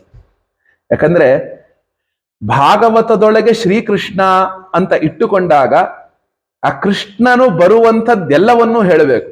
ಅವನಿನ್ನು ಆಮೇಲೆ ಇನ್ನೊಂದೇನು ಅಂದ್ರೆ, ಭಾರತ ಮತ್ತು ಭಾಗವತಕ್ಕೆ ಕೃಷ್ಣ ವೆಲ್ ನೋನ್ ಪರ್ಸನ್. ಅವನನ್ನು ಯಾರು ಪರಿಚಯ ಮಾಡಿಕೊಡ್ಬೇಕಾಗಿಲ್ಲ, ಅವನು ಯಾರು ಅಂತ ಹೇಳ್ಬೇಕಾಗಿಲ್ಲ. ಅವನ ಕಥೆಯನ್ನ ಮುಂದೆ ಹೇಳ್ತಾರೆ. ಇಂತಹ ಕೃಷ್ಣ ಹೆಂಗ್ ಹುಟ್ಟದ ಅಂತ ಪರೀಕ್ಷಿತ ಕೇಳಿದಾಗ ಉತ್ತರವನ್ನ ಕೊಡ್ತಾರೆ. ಆದ್ರೆ ಈಗ ಏನಾಗುತ್ತೆ, ತಕ್ಷಣ ಆ ಮಹಾಭಾರತದ ಕೊನೆಯ ದಿನಗಳ ಯುದ್ಧ ಇತ್ತಲ್ಲ, ಅಲ್ಲಿಂದ ಭಾಗವತ ಆರಂಭ ಆಗತ್ತೆ. ಆ ಅಶ್ವತ್ಥಾಮ ದ್ರೌಣಿ ಅಂದ್ರೆ ಅಶ್ವತ್ಥಾಮ, ದ್ರೋಣನ ಮಗ. ಅವನು ಏನು ಮಾಡ್ತಾನೆ ಅಂದ್ರೆ ಬ್ರಹ್ಮಾಸ್ತ್ರವನ್ನ ಬಿಟ್ಟು ಬಿಡ್ತಾನೆ. ತನ್ನನ್ನ ತಾನು ಕಾಪಾಡಿಕೊಳ್ಳಕ್ಕೆ ಯಾವಾಗ ಉಪಪಾಂಡವರನ್ನ ಕತ್ತಲಲ್ಲಿ ಕೊಲ್ತಾನೋ ಅದರ ಒಂದು ಸೇಡಿಗೆ ಅರ್ಜುನನು ಅವರ ರಥವನ್ನ ಅಟ್ಟಿಸಿಕೊಂಡು ಬರಬೇಕಾದಾಗ ತನ್ನ ರಕ್ಷಣೆಗೆ ಅವನು ಬ್ರಹ್ಮಾಸ್ತ್ರವನ್ನ ಬಿಡ್ತಾನೆ. ಅದು ಎಂತಹ ಬ್ರಹ್ಮಾಸ್ತ್ರ! ಆ ಬ್ರಹ್ಮಾಸ್ತ್ರವನ್ನ ಬಿಟ್ಟ ಮೇಲೆ ಅದನ್ನ ಅವನು ವಾಪಸ್ ತಗೊಳ್ಳೋದು ಹೆಂಗೆ ಅಂತಾನೆ ಗೊತ್ತಿಲ್ಲ, ಅಂತ ಬ್ರಹ್ಮಾಸ್ತ್ರ. ಅವನು ವಾಪಸ್ ಉಪಸಂಹಾರ ಮಾಡ್ಕೊಳಕ್ ಬರಲ್ಲ ಅವನಿಗೆ, ಅಂತ ಬ್ರಹ್ಮಾಸ್ತ್ರವನ್ನ ಬಿಟ್ಬಿಡ್ತಾನೆ. ಯಾವಾಗ ಅವನು ಬಿಡ್ತಾನೆ, ಅರ್ಜುನ ಹೇಳ್ತಾನೆ, ಕೃಷ್ಣ ಮಹಾಬಾಹೋ ಭಕ್ತಾನಾಂ ಅಭಯಂಕರ ತ್ವಮೇಕೋ ದಹ್ಯಮಾನೋಹಂ ಅಪವರ್ಗೋಸಿ ಸಂಸ್ಕೃತೆ. ಈ ಅಸ್ತ್ರ ಬಂದು ನನ್ನ ಸುಡ್ತಾ ಇದೆಯಪ್ಪ, ಕೃಷ್ಣ ಮಹಾಬಾಹು, ನೀನೇ ಕಾಪಾಡು ಅಂತ ಹೇಳಿದಾಗ ಕೃಷ್ಣ ಹೇಳ್ತಾನೆ, ನೋಡಪ್ಪ, ಮತ್ತೆ ಆ ಒಂದು ಬ್ರಹ್ಮಾಸ್ತ್ರ ಅನ್ನ ಬಿಟ್ಟುಬಿಟ್ಟಿದ್ದಾನೆ, ಅದನ್ನ ನೀನು ಉಪಸಂಹಾರ ಮಾಡ್ಕೋ ಅಂತ ಹೇಳಿದಾಗ ಆ ಯಾವಾಗ ಅಶ್ವತ್ಥಾಮನಿಗೆ ಹೇಳ್ತಾರೆ ಎಲ್ಲವನ್ನು ಮಾಡಕ್ ಅರ್ಜುನನು ಎರಡೂ ಅಸ್ತ್ರಗಳನ್ನ ಉಪಸಂಹಾರ ಮಾಡ್ತಾನೆ. ಆಗ ಅಶ್ವತ್ಥಾಮ ಏನು ಮಾಡ್ತಾನಪ್ಪ ಅಂದ್ರೆ, ನೋಡಿ, ಆ ಬ್ರಹ್ಮಾಸ್ತ್ರವನ್ನ ಉಪಸಂಹಾರವನ್ನ ಮಾಡಿಕೊಂಡ ನಂತರ ಆ ಅಶ್ವತ್ಥಾಮ ಇದನಲ್ಲ, ಅವನು ಹೇಗೆ ದುರ್ಯೋಧನನ ಸಂತತಿ ಏನೂ ಉಳಿಲಿಲ್ವೋ ಅದೇ ರೀತಿಯಾಗಿ ಈ ಪಾಂಡುಗಳ ಸಂತತಿಯು ಉಳಿಬಾರದು ಅಂತ ಉತ್ತರೆಯ ಗರ್ಭಕ್ಕೆ ಒಂದು ಬಾಣವನ್ನು ಹೊಡೆದು ಬಿಡ್ತಾನೆ. ಆ ಬಾಣವನ್ನು ಹೊಡೆದಾಗ ಯಾವಾಗ ಆ ಉತ್ತರೆಯು ಎರಡೂ ಕೈಗಳನ್ನು ಎತ್ತಿ ಆ ಕೃಷ್ಣನನ್ನ ಸ್ತೋತ್ರ ಮಾಡ್ತಾಳೋ, ಆಗ ಗರ್ಭದೊಳಗೆ ಬಂದು ಆ ಪರೀಕ್ಷಿತನನ್ನ ಅವನು ಕಾಪಾಡ್ತಾನೆ. ಕಾಪಾಡಿದ ಮೇಲೆ ಏನಾಗುತ್ತೆ ಅಂದ್ರೆ, ನೋಡಿ, ಆ ಅಶ್ವತ್ಥಾಮನನ್ನ ಹಿಡಿತಾರೆ. ಹಿಡಿದ ಮೇಲೆ ಅವನ್ನ ರಥದ ಹಿಂದಕ್ಕೆ ಕಟ್ತಾರಂತೆ. ಕಟ್ಟಿಬಿಟ್ಟು ಎಳ್ಕೊಂಡು ಬರ್ತಾರೆ. ನೋಡಿ, ಮೊದಲಿಗಿಲ್ಲಿ ತುಂಬಾ ಚೆನ್ನಾಗಿದೆ. ಇದೊಂದು ಭಾಗವನ್ನ ಓದಿ ಹೇಳಲೇಬೇಕು.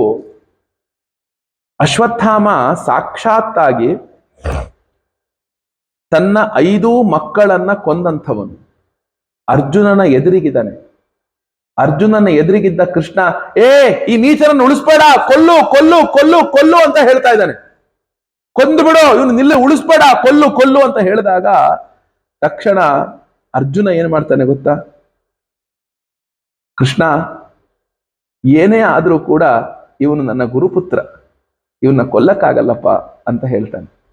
ಆ ಕೃಷ್ಣ ಹೇಳ್ತಾನೆ, ನೋಡಪ್ಪ, ನಾನು ನಿನ್ನನ್ನ ಪರೀಕ್ಷೆ ಮಾಡೋಕ್ಕೆ ಈ ತರ ಹೇಳದ್ನೇ ಹೊರತು ಇವನು ಕೊಲ್ಲು ಅನ್ನೋದು ನನ್ನ ಉದ್ದೇಶ ಇರಲಿಲ್ಲ. ತಕ್ಷಣ ಏನ್ ಮಾಡ್ತಾನೆ, ರಥದ ಹಿಂದೆ ಕಟ್ಟುಕೊಂಡು ಅಶ್ವತ್ಥಾಮನನ್ನ ದ್ರೌಪದಿ ಸಮೀಪಕ್ಕೆ ಕರ್ಕೊಂಡು ಬರ್ತಾರೆ. ದ್ರೌಪದಿಯ ಮಾತು ನೋಡಿ, ಇಲ್ಲಿ ಜಗತ್ತೊಳಗಿರುವಂತಹ ಯಾವ ಹೆಣ್ಣು ಮಕ್ಕಳು ಕೂಡ ದ್ರೌಪದಿ ತರ ಹೇಳೋಕೆ ಸಾಧ್ಯ ಇಲ್ಲ. ಅದಕ್ಕೆ ಅವಳು ಸರ್ವಶ್ರೇಷ್ಠಳು, ಕೃಷ್ಣನಿಗೆ ಅಷ್ಟು ಪ್ರಿಯಳಾದವಳು.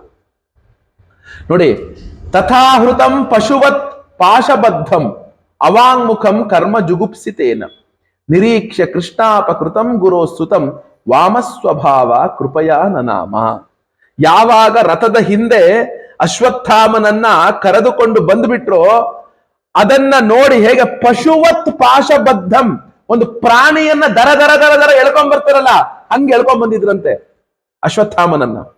ಹಂಗೆ ಎಳ್ಕೊಂಡು ಬಂದಾಗ ಅವಾಂಗ್ಮುಖ, ಆಗ ಅರ್ಜುನ ಮಾಡಿದ ಕೆಲಸವನ್ನ ನೋಡಿ, ಜುಗುಪ್ಸಿತ ಕರ್ಮ, ಕೆಟ್ಟ ಕೆಲಸವನ್ನ ನೋಡಿ ದ್ರೌಪದಿಗೆ ನಾಚಿಕೆ ಆಯ್ತಂತೆ. ಅವಾಂಗ್ಮುಖಂ, ತಲೆ ತಗ್ಗಿಸಿಬಿಟ್ಲಂತೆ. ತಲೆ ತಗ್ಗಿಸಿದವಳಾಗಿ ಆ ಗುರುಪುತ್ರನಾದಂತಹ ಅಶ್ವತ್ಥಾಮನಿಗೆ ಈ ಅಪಮಾನವನ್ನ ನೋಡಿ ಆ ದ್ರೌಪದಿಯ ಒಂದು ಕೋಮಲವಾದ ಹೃದಯ ಇತ್ತಲ್ಲ, ಅದೊಂದು ಕೃಪೆಯಿಂದ ತುಂಬು ಬಂತಂತೆ. ಅವಳು ಏನ್ ಮಾಡಿದಂತೆ, ಆ ಅಶ್ವತ್ಥಾಮನನ್ನ ಕೈ ಮುಗಿದುಕೊಂಡು ನಮಸ್ಕಾರ ಮಾಡಿದಂತೆ. ವಾಮಸ್ವಭಾವ ಕೃಪಯ ನನಾಮಚ. ತನ್ನ ಸ್ವಂತ ಮಕ್ಕಳನ್ನು ಹೊಡೆದು ಹಾಕಿದಾನೆ, ಕತ್ತರಿಸಿ ಹಾಕಿದಾನೆ.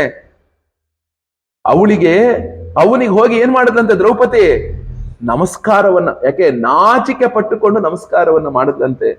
ಮಾಡಿದ ಮೇಲೆ ಹೇಳ್ತಾಳೆ ನೋಡಿ, ಉವಾಚ ಅಸಂಹತ್ಯಸ್ಯ ಬಂಧಾನ ನಯನಂ ಸತಿ ಮುಚ್ಚತಾ ಮೇಷಃ ಬ್ರಾಹ್ಮಣೋ ನಿತರಾಂ ಗುರುಹು ಸಯೇಷ ಭಗವಾನ್ ದ್ರೋಣಃ ಪ್ರಜಾರೂಪೇಣ ವರ್ತತೆ ತಸ್ಮಾತ್ಮನೋರ್ಧಂ ಪತ್ನ್ಯಾಹ ತೇನನ್ವಗಾತ್ ವೀರಸೂಃ ಕೃಪಿ. ಇವನ್ ಬಿಟ್ಬಿಡ್ರಿ. ಯಾಕೆ ಗೊತ್ತಾ? ಕೃಷ್ಣ ಪಕ್ಕದಲ್ಲಿ ನಿಂತು ನೋಡ್ತಾ ಇದ್ದಾನೆ. ಏನಕ್ಕೆ ಬಿಡಬೇಕು?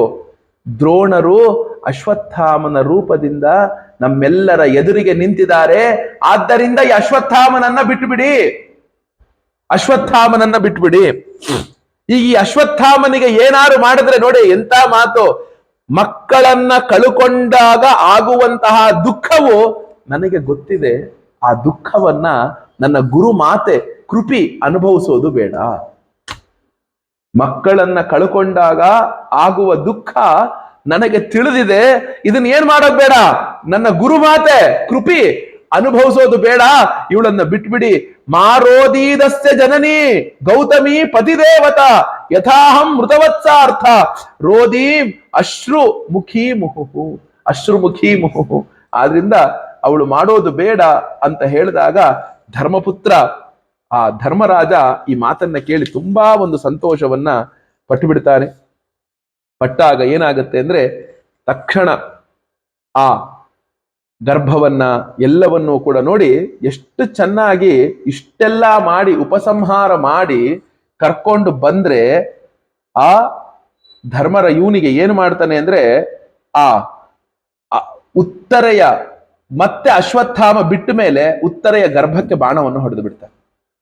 ಇಷ್ಟೆಲ್ಲ ಮಾಡಿ ಕರ್ಕೊಂಡು ಬಂದ ಮೇಲೂ ಉತ್ತರೆಯ ಗರ್ಭಕ್ಕೆ ಬಾಣ ಹೊಡೆದಾಗ ಉತ್ತರ ಎಂಥ ಸ್ತೋತ್ರ ಮಾಡ್ತಾನೆ ನೋಡಿ. ಪಾಹಿ ಪಾಹಿ ಮಹಾಯೋಗಿನ್ ದೇವದೇವ ಜಗತ್ಪತೆ ನಾಣ್ಯಂ ತ್ವದ್ ಅಭಯಂ ಪಶ್ಯೆ ಯತ್ರ ಮೃತ್ಯು ಪರಸ್ಪರಂ. ಪಾಹಿ ಪಾಹಿ ಕೃಷ್ಣ, ಕಾಪಾಡು ಕಾಪಾಡು ಕಾಪಾಡು, ಜಗತ್ಪತಿಯಾದ ದೇವದೇವನೇ ಕಾಪಾಡು. ನಿನ್ನನ್ನ ಬಿಟ್ಟು ಜಗತ್ತೊಳಗೆ ಇನ್ ಯಾರೂ ಕೂಡ ನನಗೆ ಕಾಪಾಡ್ತಾರೆ ಅಂತ ನನಗೆ ಅನ್ನಿಸ್ತಾ ಇಲ್ಲ. ಈ ಮಾತು ನಾವು ನಿತ್ಯ ಹೇಳ್ಬೇಕಂತೆ. ಕೇಳಿಸ್ಕೊಳ್ಳಿ. ನನಗೆ ನನ್ನ ಮಗ ಕಾಪಾಡ್ತಾನೆ, ನನ್ನ ಹೆಂಡತಿ ಕಾಪಾಡ್ತಾಳೆ, ನನ್ನ ಹತ್ರ ಹಣ ಕಾಪಾಡುತ್ತೆ, ನನ್ನ ಹತ್ರ ಇರುವಂತಹ ಒಂದು ಶಿಷ್ಯರು ಕಾಪಾಡ್ತಾರೆ, ಎಲ್ಲ ಶುದ್ಧ ಸುಳ್ಳು. ತಿಳ್ಕೊಳ್ಳಿ.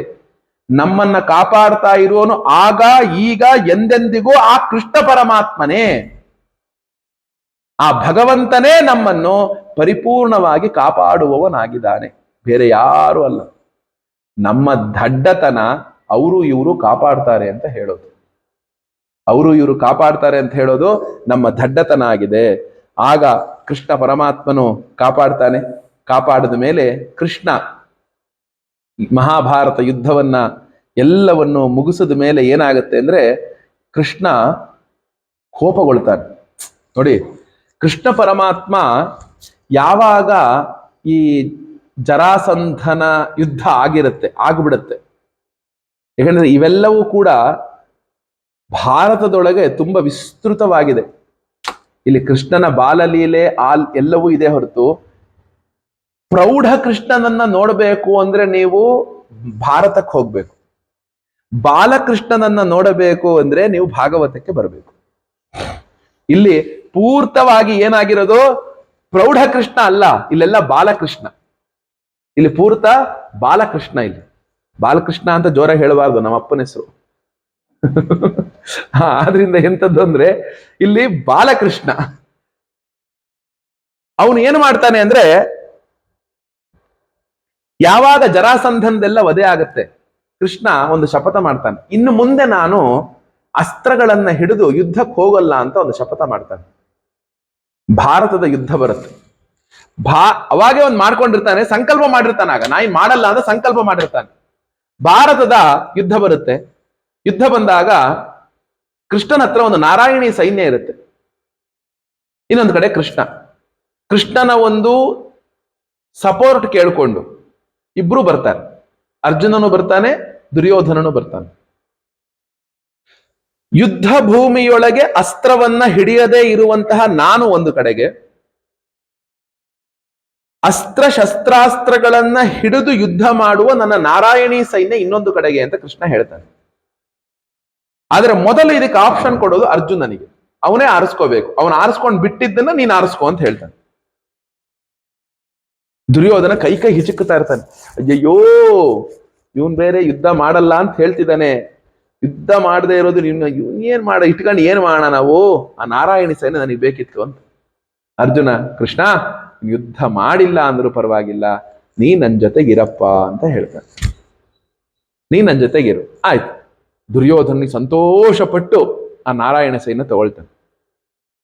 ಈ ವಿಷಯ ಭೀಷ್ಮಾಚಾರ್ಯರಿಗೆ ಗೊತ್ತಾಗುತ್ತೆ. ನೋಡಿ, ಕೃಷ್ಣ 2 ಬಾರಿ ಕೋಪ ಮಾಡ್ಕೊಳ್ತಾನೆ, ಬಹಳ ಕೋಪ ಮಾಡ್ಕೊಳ್ತಾನೆ. ಭೀಷ್ಮಾಚಾರ್ಯರಿಗೆ ಗೊತ್ತಾಗುತ್ತೆ. ನೋಡಿ, ಹಣ್ಣು ಮುದುಕ, 700 ವರ್ಷ ಆತನಿಗೆ. ಕೃಷ್ಣ ಈ ತರ ಪ್ರತಿಜ್ಞೆ ಮಾಡಿದನ, ನಾನು ಅವನ ಹತ್ರ ಅಸ್ತ್ರ ಹಿಡಿಸ್ತೀನಿ ಅಂತಾನೆ. ಅಂತಾನೆ. ಯುದ್ಧ ಶುರುವಾಗತ್ತೆ. 11 ದಿನ ಯುದ್ಧ ಆಗತ್ತೆ. ಭೀಷ್ಮರನ್ನ ಮುಟ್ಟಕ್ಕ ಈ ಅರ್ಜುನ ಭೀಷ್ಮರ ಮುಂದೆ ಹೋದ ತಕ್ಷಣ ಹಿಂಗ್ ಕುತ್ಕೊಂಡ್ಬಿಡೋದು. ಗಾಂಡೀವಂ ಸಂಸ್ಕೃತೆ ಹಸ್ತಾತ್ ತ್ವಚ್ಚೈವ ಪರಿದೈಕ್ಯತೆ ವೇಪತುಷ್ಟ ಶರೀರೇ ಮೇ ರೋಮಾರ್ಷ್ಯ ಜಾಯತೆ.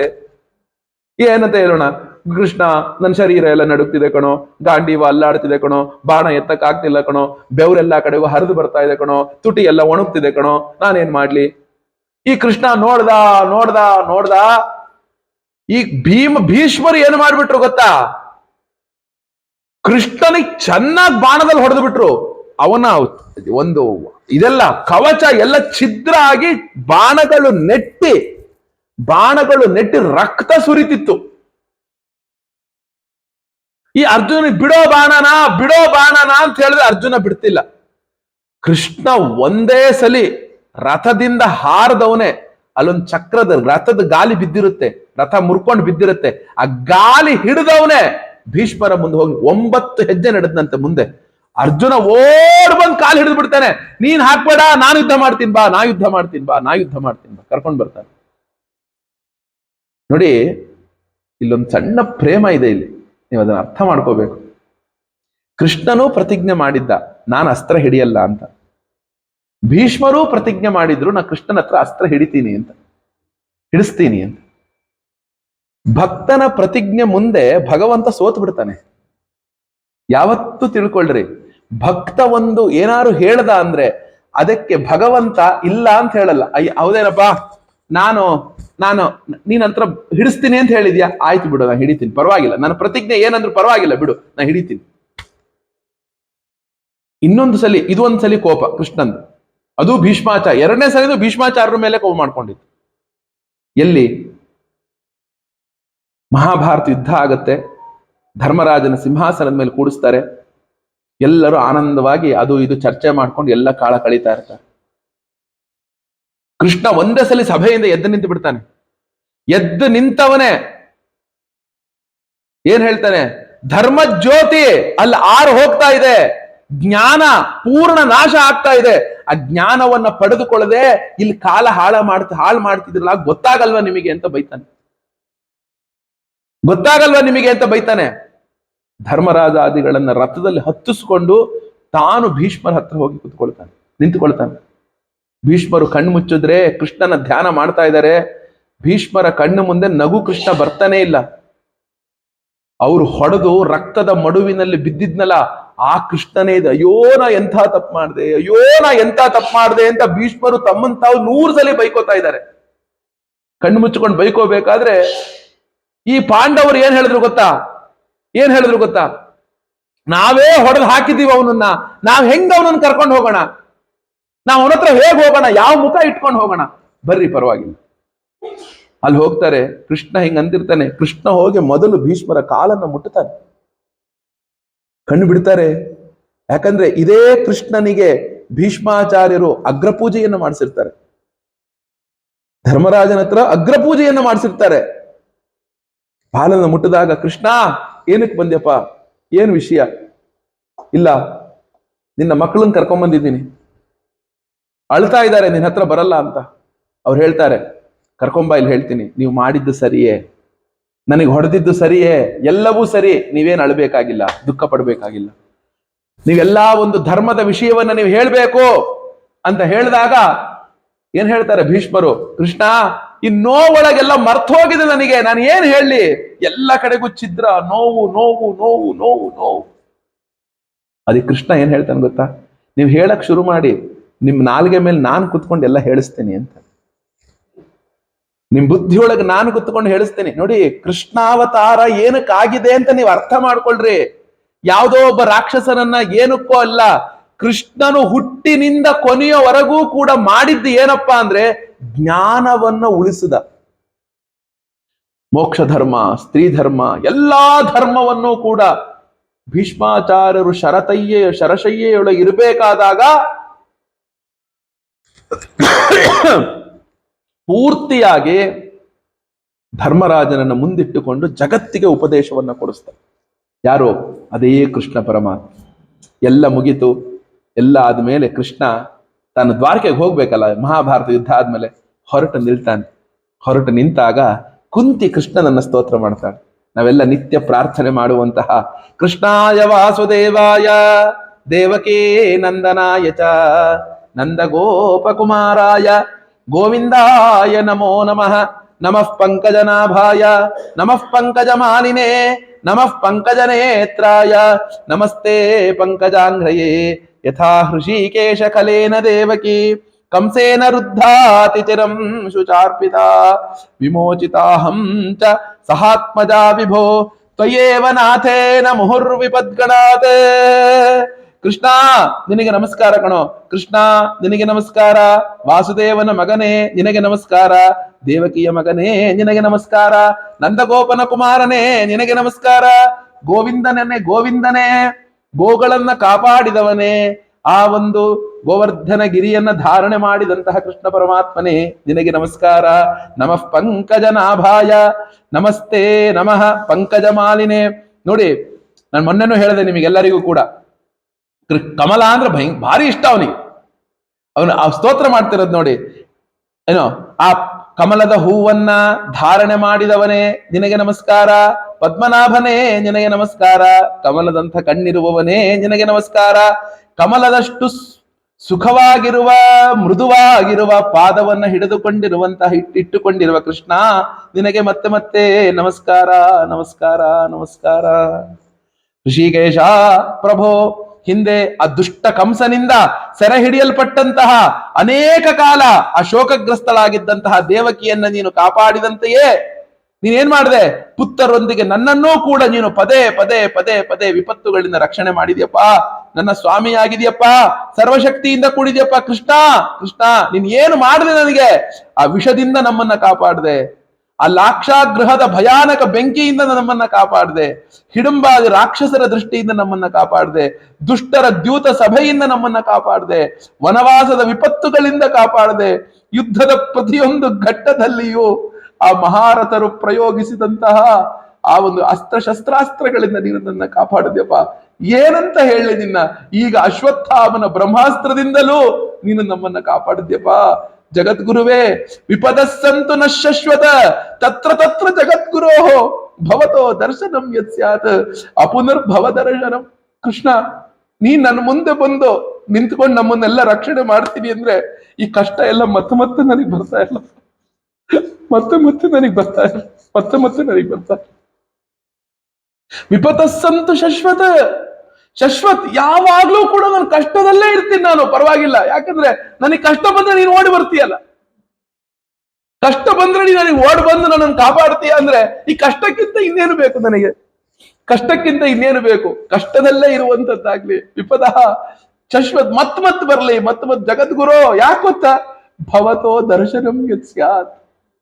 ನನಗೆ ಕಷ್ಟ ಬಂದ್ರೆ ನೀನು ಓಡಿ ಬರ್ತೀಯ ಅಂದ್ರೆ ದಿನಾ ಕಷ್ಟ ಇರ್ಲಿ, ನೀನ್ ನನ್ನ ಪಕ್ಕ ಇದ್ಬಿಡು. ನೀನ್ ನನ್ನ ಪಕ್ಕ ಇರ್ತೀನಿ ಅಂದ್ರೆ ಕಷ್ಟ ಯಾಕೆ ಬೇಡ ಅಂತ ಹೇಳಪ್ಪ. ಆ ಕಷ್ಟನೂ ಕೂಡ ನೀನ್ ನೋಡ್ಕೊಂಡು ಆನಂದದಿಂದ ಅನುಭವಿಸ್ತೀನಿ, ಆನಂದದಿಂದ ಅನುಭವಿಸ್ತೀನಿ, ಆನಂದದಿಂದ ಅನುಭವಿಸ್ತೀನಿ. ಆದ್ರಿಂದ ನಮೋ ಅಕಿಂಚನ ವಿತ್ತಾಯ ನಿವೃತ್ತ ಗುಣವೃತ್ತಯೇ ಆತ್ಮ ರಾಮಾಯ ಶಾಂತಾಯ ಕೈವಲ್ಯ ಪತಯೇ ನಮಃ. ಅಕಿಂಚನ ವಿತ್ತ, ನಾವೆಲ್ಲ ಜಗತ್ತೊಳಗೆ ಏನಾದ್ರು ಒಂದ್ ಕೆಲಸ ಮಾಡ್ಕೋಬೇಕು ಅಂದ್ರೆ ಏನ್ ಕೊಡ್ತೀಯಪ್ಪ, ಏನ್ ಮಾಡ್ತೀಯಪ್ಪ, ಎಷ್ಟು ಬರುತ್ತೆ ನನಗೆ ಅಂತ ಕೇಳಿ. ನೀನ್ ಭಕ್ತರನ್ನ ಕಾಪಾಡಕ್ಕೆ ಹೆಂಗ್ ಹೋಗ್ತೀಯ ನೀನು, ಏನಂತ ಹೋಗ್ತೀಯ ನೀನು? ಅಕಿಂಚನ ವಿತ್ತ, ಏನು ಅವಶ್ಯಕತೆ ಇಲ್ಲ, ಹೋಗಿ ಎದುರಿಗೆ ನಿಂತ್ಕೋತೀಯ ಅಷ್ಟೇ. ನೀನು, ನಾನ್ ನಿನ್ ಕಾಪಾಡ್ತೀನಿ ಕಣೋ, ನಿನ್ನಿಂದ ನನಗೇನು ಆಗ್ಬೇಕಾಗಿಲ್ಲ. ಏನ್ ಹೇಳ್ದ ಅರ್ಜುನನಿಗೆ, ನೀನು ಸುಹೃತ್ ಪ್ರಿಯ, ಸುಹೃತ್ ಪ್ರಿಯ, ನೀನು ನನ್ನ ಸುಹೃತ್ ಗಣೋ, ನಾನ್ ನಿನಗೆಲ್ಲವನ್ನೂ ಮಾಡ್ತೀನಿ, ನಿನ್ನಿಂದ ನನಗೇನೂ ಆಗ್ಬೇಕಾಗಿಲ್ಲ, ಏನೂ ಆಗ್ಬೇಕಾಗಿಲ್ಲ. ಅಂತಹ ಕೃಷ್ಣ ಪರಮಾತ್ಮ ನಿನಗೆ ನಾನು ನಮಸ್ಕಾರವನ್ನು ಮಾಡ್ತೀನಪ್ಪ, ನಮಸ್ಕಾರವನ್ನು ಮಾಡ್ತೀನಿ. ಅನೇಕ ಅನೇಕ ಒಂದು ಇದರಿಂದ ಸ್ತೋತ್ರವನ್ನ ಮಾಡಿದ್ಮೇಲೆ ಅವನನ್ನ ಕಳಿಸ್ಕೊಡ್ತಾರೆ ನೋಡಿ. ಶ್ರೀಕೃಷ್ಣ ಕೃಷ್ಣ ಸಖ ವೃಷ್ಣುಷಭಾವ ನಿಧೃಕ ರಾಜನ್ಯ ಹೇಳ್ತಾರೆ, ಕೃಷ್ಣ ಅರ್ಜುನ ಪ್ರಿಯನೇ, ಯದುವಂಶ ಶಿರೋಮಣಿಯೇ, ಈ ಭೂಮಿಗೆ ಭಾರವಾಗಿದ್ದಂತಹ ಸಮಸ್ತ ರಾಜವೇಷಧಾರಿಗಳಾದಂತಹ ದೈತ್ಯರ ಸಂಹಾರಕ್ಕಾಗಿಯೇ ಹುಟ್ಟಿದಂತವನೇ, ಆ ದೈತ್ಯರಿಗೆ ಬೆಂಕಿಯ ಸ್ವರೂಪದವನಾಗಿರುವವನೇ, ಗೋವಿಂದ ಗೋದ್ವಿಜ ಸುರಾರ್ತಿ ಹರಾವತಾರ, ದೇವತೆಗಳ ದುಃಖವನ್ನ ಸಂಹರಿಸಲು ಅವತರಿಸಿದಂತಹ ಸ್ವಾಮಿಯೇ, ನಿನಗೆ ನಾನು ಮತ್ತೆ ಮತ್ತೆ ಮತ್ತೆ ಮತ್ತೆ ಮತ್ತೆ ಮತ್ತೆ ನಾನು ನಮಸ್ಕಾರವನ್ನು ಮಾಡ್ತೀನಿ, ನಮಸ್ಕಾರವನ್ನು ಮಾಡ್ತೀನಿ ಅಂತ ಕುಂತಿ ಕೂಡ ಹೇಳ್ತಾಳೆ ನೋಡಿ. ಇಲ್ಲಿ ಕೊನೆಗೆ ಕೆಲವೊಂದು ಮಾತನ್ನ ನಿಮಗೆ ಹೇಳಿದೆ ಏನಂದ್ರೆ ಗೋವಿಂದ, ಗೋದ್ವಿಜ, ಸುರಾರ್ತಿ ಹರಾವತಾರ, ಆ ಒಂದು ಭೂಮಿಗೆ ಭಾರವಾಗಿರುವಂತಹ ಆ ರಾಜವೇಷಧಾರಿಗಳಾದ ದೈತ್ಯರ ಸಂಹಾರಕ್ಕಾಗಿಯೇ ನೀನು ಅವತರಿಸಿದಂಥವನೇ, ಅನಂತ ವೀರ್ಯನೇ, ಗೋವಿಂದನೇ, ಗೋ ದ್ವಿಜ ದೇವತೆಗಳ ದುಃಖವನ್ನ ಹರಿಸಲು, ದುಃಖವನ್ನ ಪರಿಹಾರ ಮಾಡಲು ಅವತರಿಸಿದ ಸ್ವಾಮಿಯೇ, ಯೋಗೇಶ್ವರನೇ, ಚರಾಚರ ಗುರುವೇ, ಭಗವಂತನೇ, ನಿನಗೆ ನಾನು ಪದೇ ಪದೇ ಪದೇ ಪದೇ ನಮಸ್ಕಾರ ಮಾಡ್ತೇನೆ ಅಂತ ಕುಂತಿ ಸ್ತೋತ್ರವನ್ನು ಮಾಡ್ತಾಳೆ. ನೋಡಿ, ಈ ಶ್ಲೋಕದೊಳಗೆ ಹೇಳಿರುವ ಹಾಗೆ ಯಾಕೆ ಕೃಷ್ಣ ಅವತಾರ ಮಾಡ್ದ, ಏನು ಈ ರಾಜರ ರೂಪಗಳಲ್ಲಿ ರಾಕ್ಷಸರು ಅಂದ್ರೆ ಯಾರಿದ್ರು, ಅವರೆಲ್ಲರೂ ಕೂಡ ಈ ಭೂಮಿಗೆ ಭಾರ ಅನ್ನೋರು ಹೇಗಾದ್ರು, ಆ ರಾಕ್ಷಸರಾದರೂ ಯಾರು, ಅವನ್ ಹೆಂಗ್ ಅವತಾರ ಮಾಡ್ದ, ಯಾವ ರೀತಿ ಮಾಡ್ದ ಅನ್ನುವಂತಹ ಆ ಕೃಷ್ಣಾವತಾರವನ್ನ ಇವತ್ತಿನ ಸಂಜೆಯ ಉಪನ್ಯಾಸದಲ್ಲಿ, ಯಾಕಂದ್ರೆ ಇವತ್ತು ಪೂರ್ವ ಪೀಠಿಕಾ, ಆ ಕೃಷ್ಣನು ಏತಕ್ಕೆ ಭಾಗವತದ ಮಹಿಮೆ ಮತ್ತು 1ನೆಯ ಸ್ಕಂದದೊಳಗೆ ಬರುವಂತಹ ಕೃಷ್ಣ, ಇವನು ದೊಡ್ಡ ಕೃಷ್ಣ, ಸಂಜೆಗೆ ಆ ಮಗು ಕೃಷ್ಣ ಹೇಗೆ ಅವತಾರ ಮಾಡ್ದ ಅನ್ನೋದನ್ನ ಇವತ್ತಿನ ಸಂಜೆಯ ಉಪನ್ಯಾಸದಲ್ಲಿ ನಾವೆಲ್ಲರೂ ಶ್ರವಣ ಮಾಡೋಣ ಅಂತ ಹೇಳ್ತಾ ಇವತ್ತಿನ ಉಪನ್ಯಾಸವನ್ನ ಮಂಗಳ ಮಾಡ್ತೇನೆ. ಕೃಷ್ಣಾರ್ಪಣ ಕೃಷ್ಣಾರ್ಪಣ ಕೃಷ್ಣಾರ್ಪಣ. ಸ್ವಸ್ತಿಃ ಪ್ರಜಾಭ್ಯಃ ಪರಿಪಾಲಯಂತಾಂ ನ್ಯಾಯೇನ ಮಾರ್ಗೇಣ ಮಹೀನ್ ಮಹೀಷಾಃ ಗೋ ಬ್ರಾಹ್ಮಣೇಭ್ಯಃ ಶುಭಮಸ್ತು ನಿತ್ಯಂ ಲೋಕಾಃ ಸಮಸ್ತಾಃ ಸುಖಿನೋ ಭವಂತು ಲೋಕಾಃ ಸಮಸ್ತಾಃ ಸುಖಿನೋ ಭವಂತು. ಕೃಷ್ಣಾರ್ಪಣ ಕೃಷ್ಣಾರ್ಪಣ ಕೃಷ್ಣಾರ್ಪಣ. ಸಂಜೆ 4 ಗಂಟೆಗೆ ಉಪನ್ಯಾಸ ಆರಂಭ ಆಗತ್ತೆ, ಕೃಷ್ಣಾವತಾರದ ಕಥೆ. ಆದ್ರಿಂದ ಎಲ್ಲ ಭಗವದ್ಭಕ್ತರು ಕೂಡ ಸರಿಯಾದ ಸಮಯಕ್ಕೆ 4ರಿಂದ 4:05 ಗಂಟೆ 5 ನಿಮಿಷದೊಳಗೆ ಆಸೀನರಾಗಿದ್ರೆ ಆರಂಭ ಮಾಡಿ ಸುಮಾರು ಒಂದು 6:10 ಕೂಡ ಆ ಕೃಷ್ಣನ ಕಥೆಯನ್ನ ನಾವು ಶ್ರವಣ ಮಾಡೋಣ ಅಂತ ಹೇಳ್ತಾ, ಯಾರ್ಯಾರು ಬೆಂಗಳೂರಿಂದ ಬಂದಿದ್ದೀರೋ 6 ಗಂಟೆ 6:15 ಆಗತ್ತೆ, ಇಲ್ಲಿಂದ 1-1.5 ಗಂಟೆ ಪ್ರಯಾಣ. ಕೃಷ್ಣಾವತಾರ ಕೇಳೇ ಹೋಗಿ ಆರಾಮಾಗಿ ವಿಶ್ರಾಂತಿ ಮಾಡಿ ಕೃಷ್ಣಾವತಾರವನ್ನು ಕೇಳಿಯೇ ತಾವೆಲ್ಲರೂ ಪ್ರಯಾಣ ಮಾಡಿ ಅಂತ ಹೇಳ್ತಾ ಈ ಉಪನ್ಯಾಸವನ್ನು ಮಂಗಳ ಮಾಡ್ತೇನೆ. ಕೃಷ್ಣಾರ್ಪಣ ಕೃಷ್ಣಾರ್ಪಣ ಕೃಷ್ಣಾರ್ಪಣ.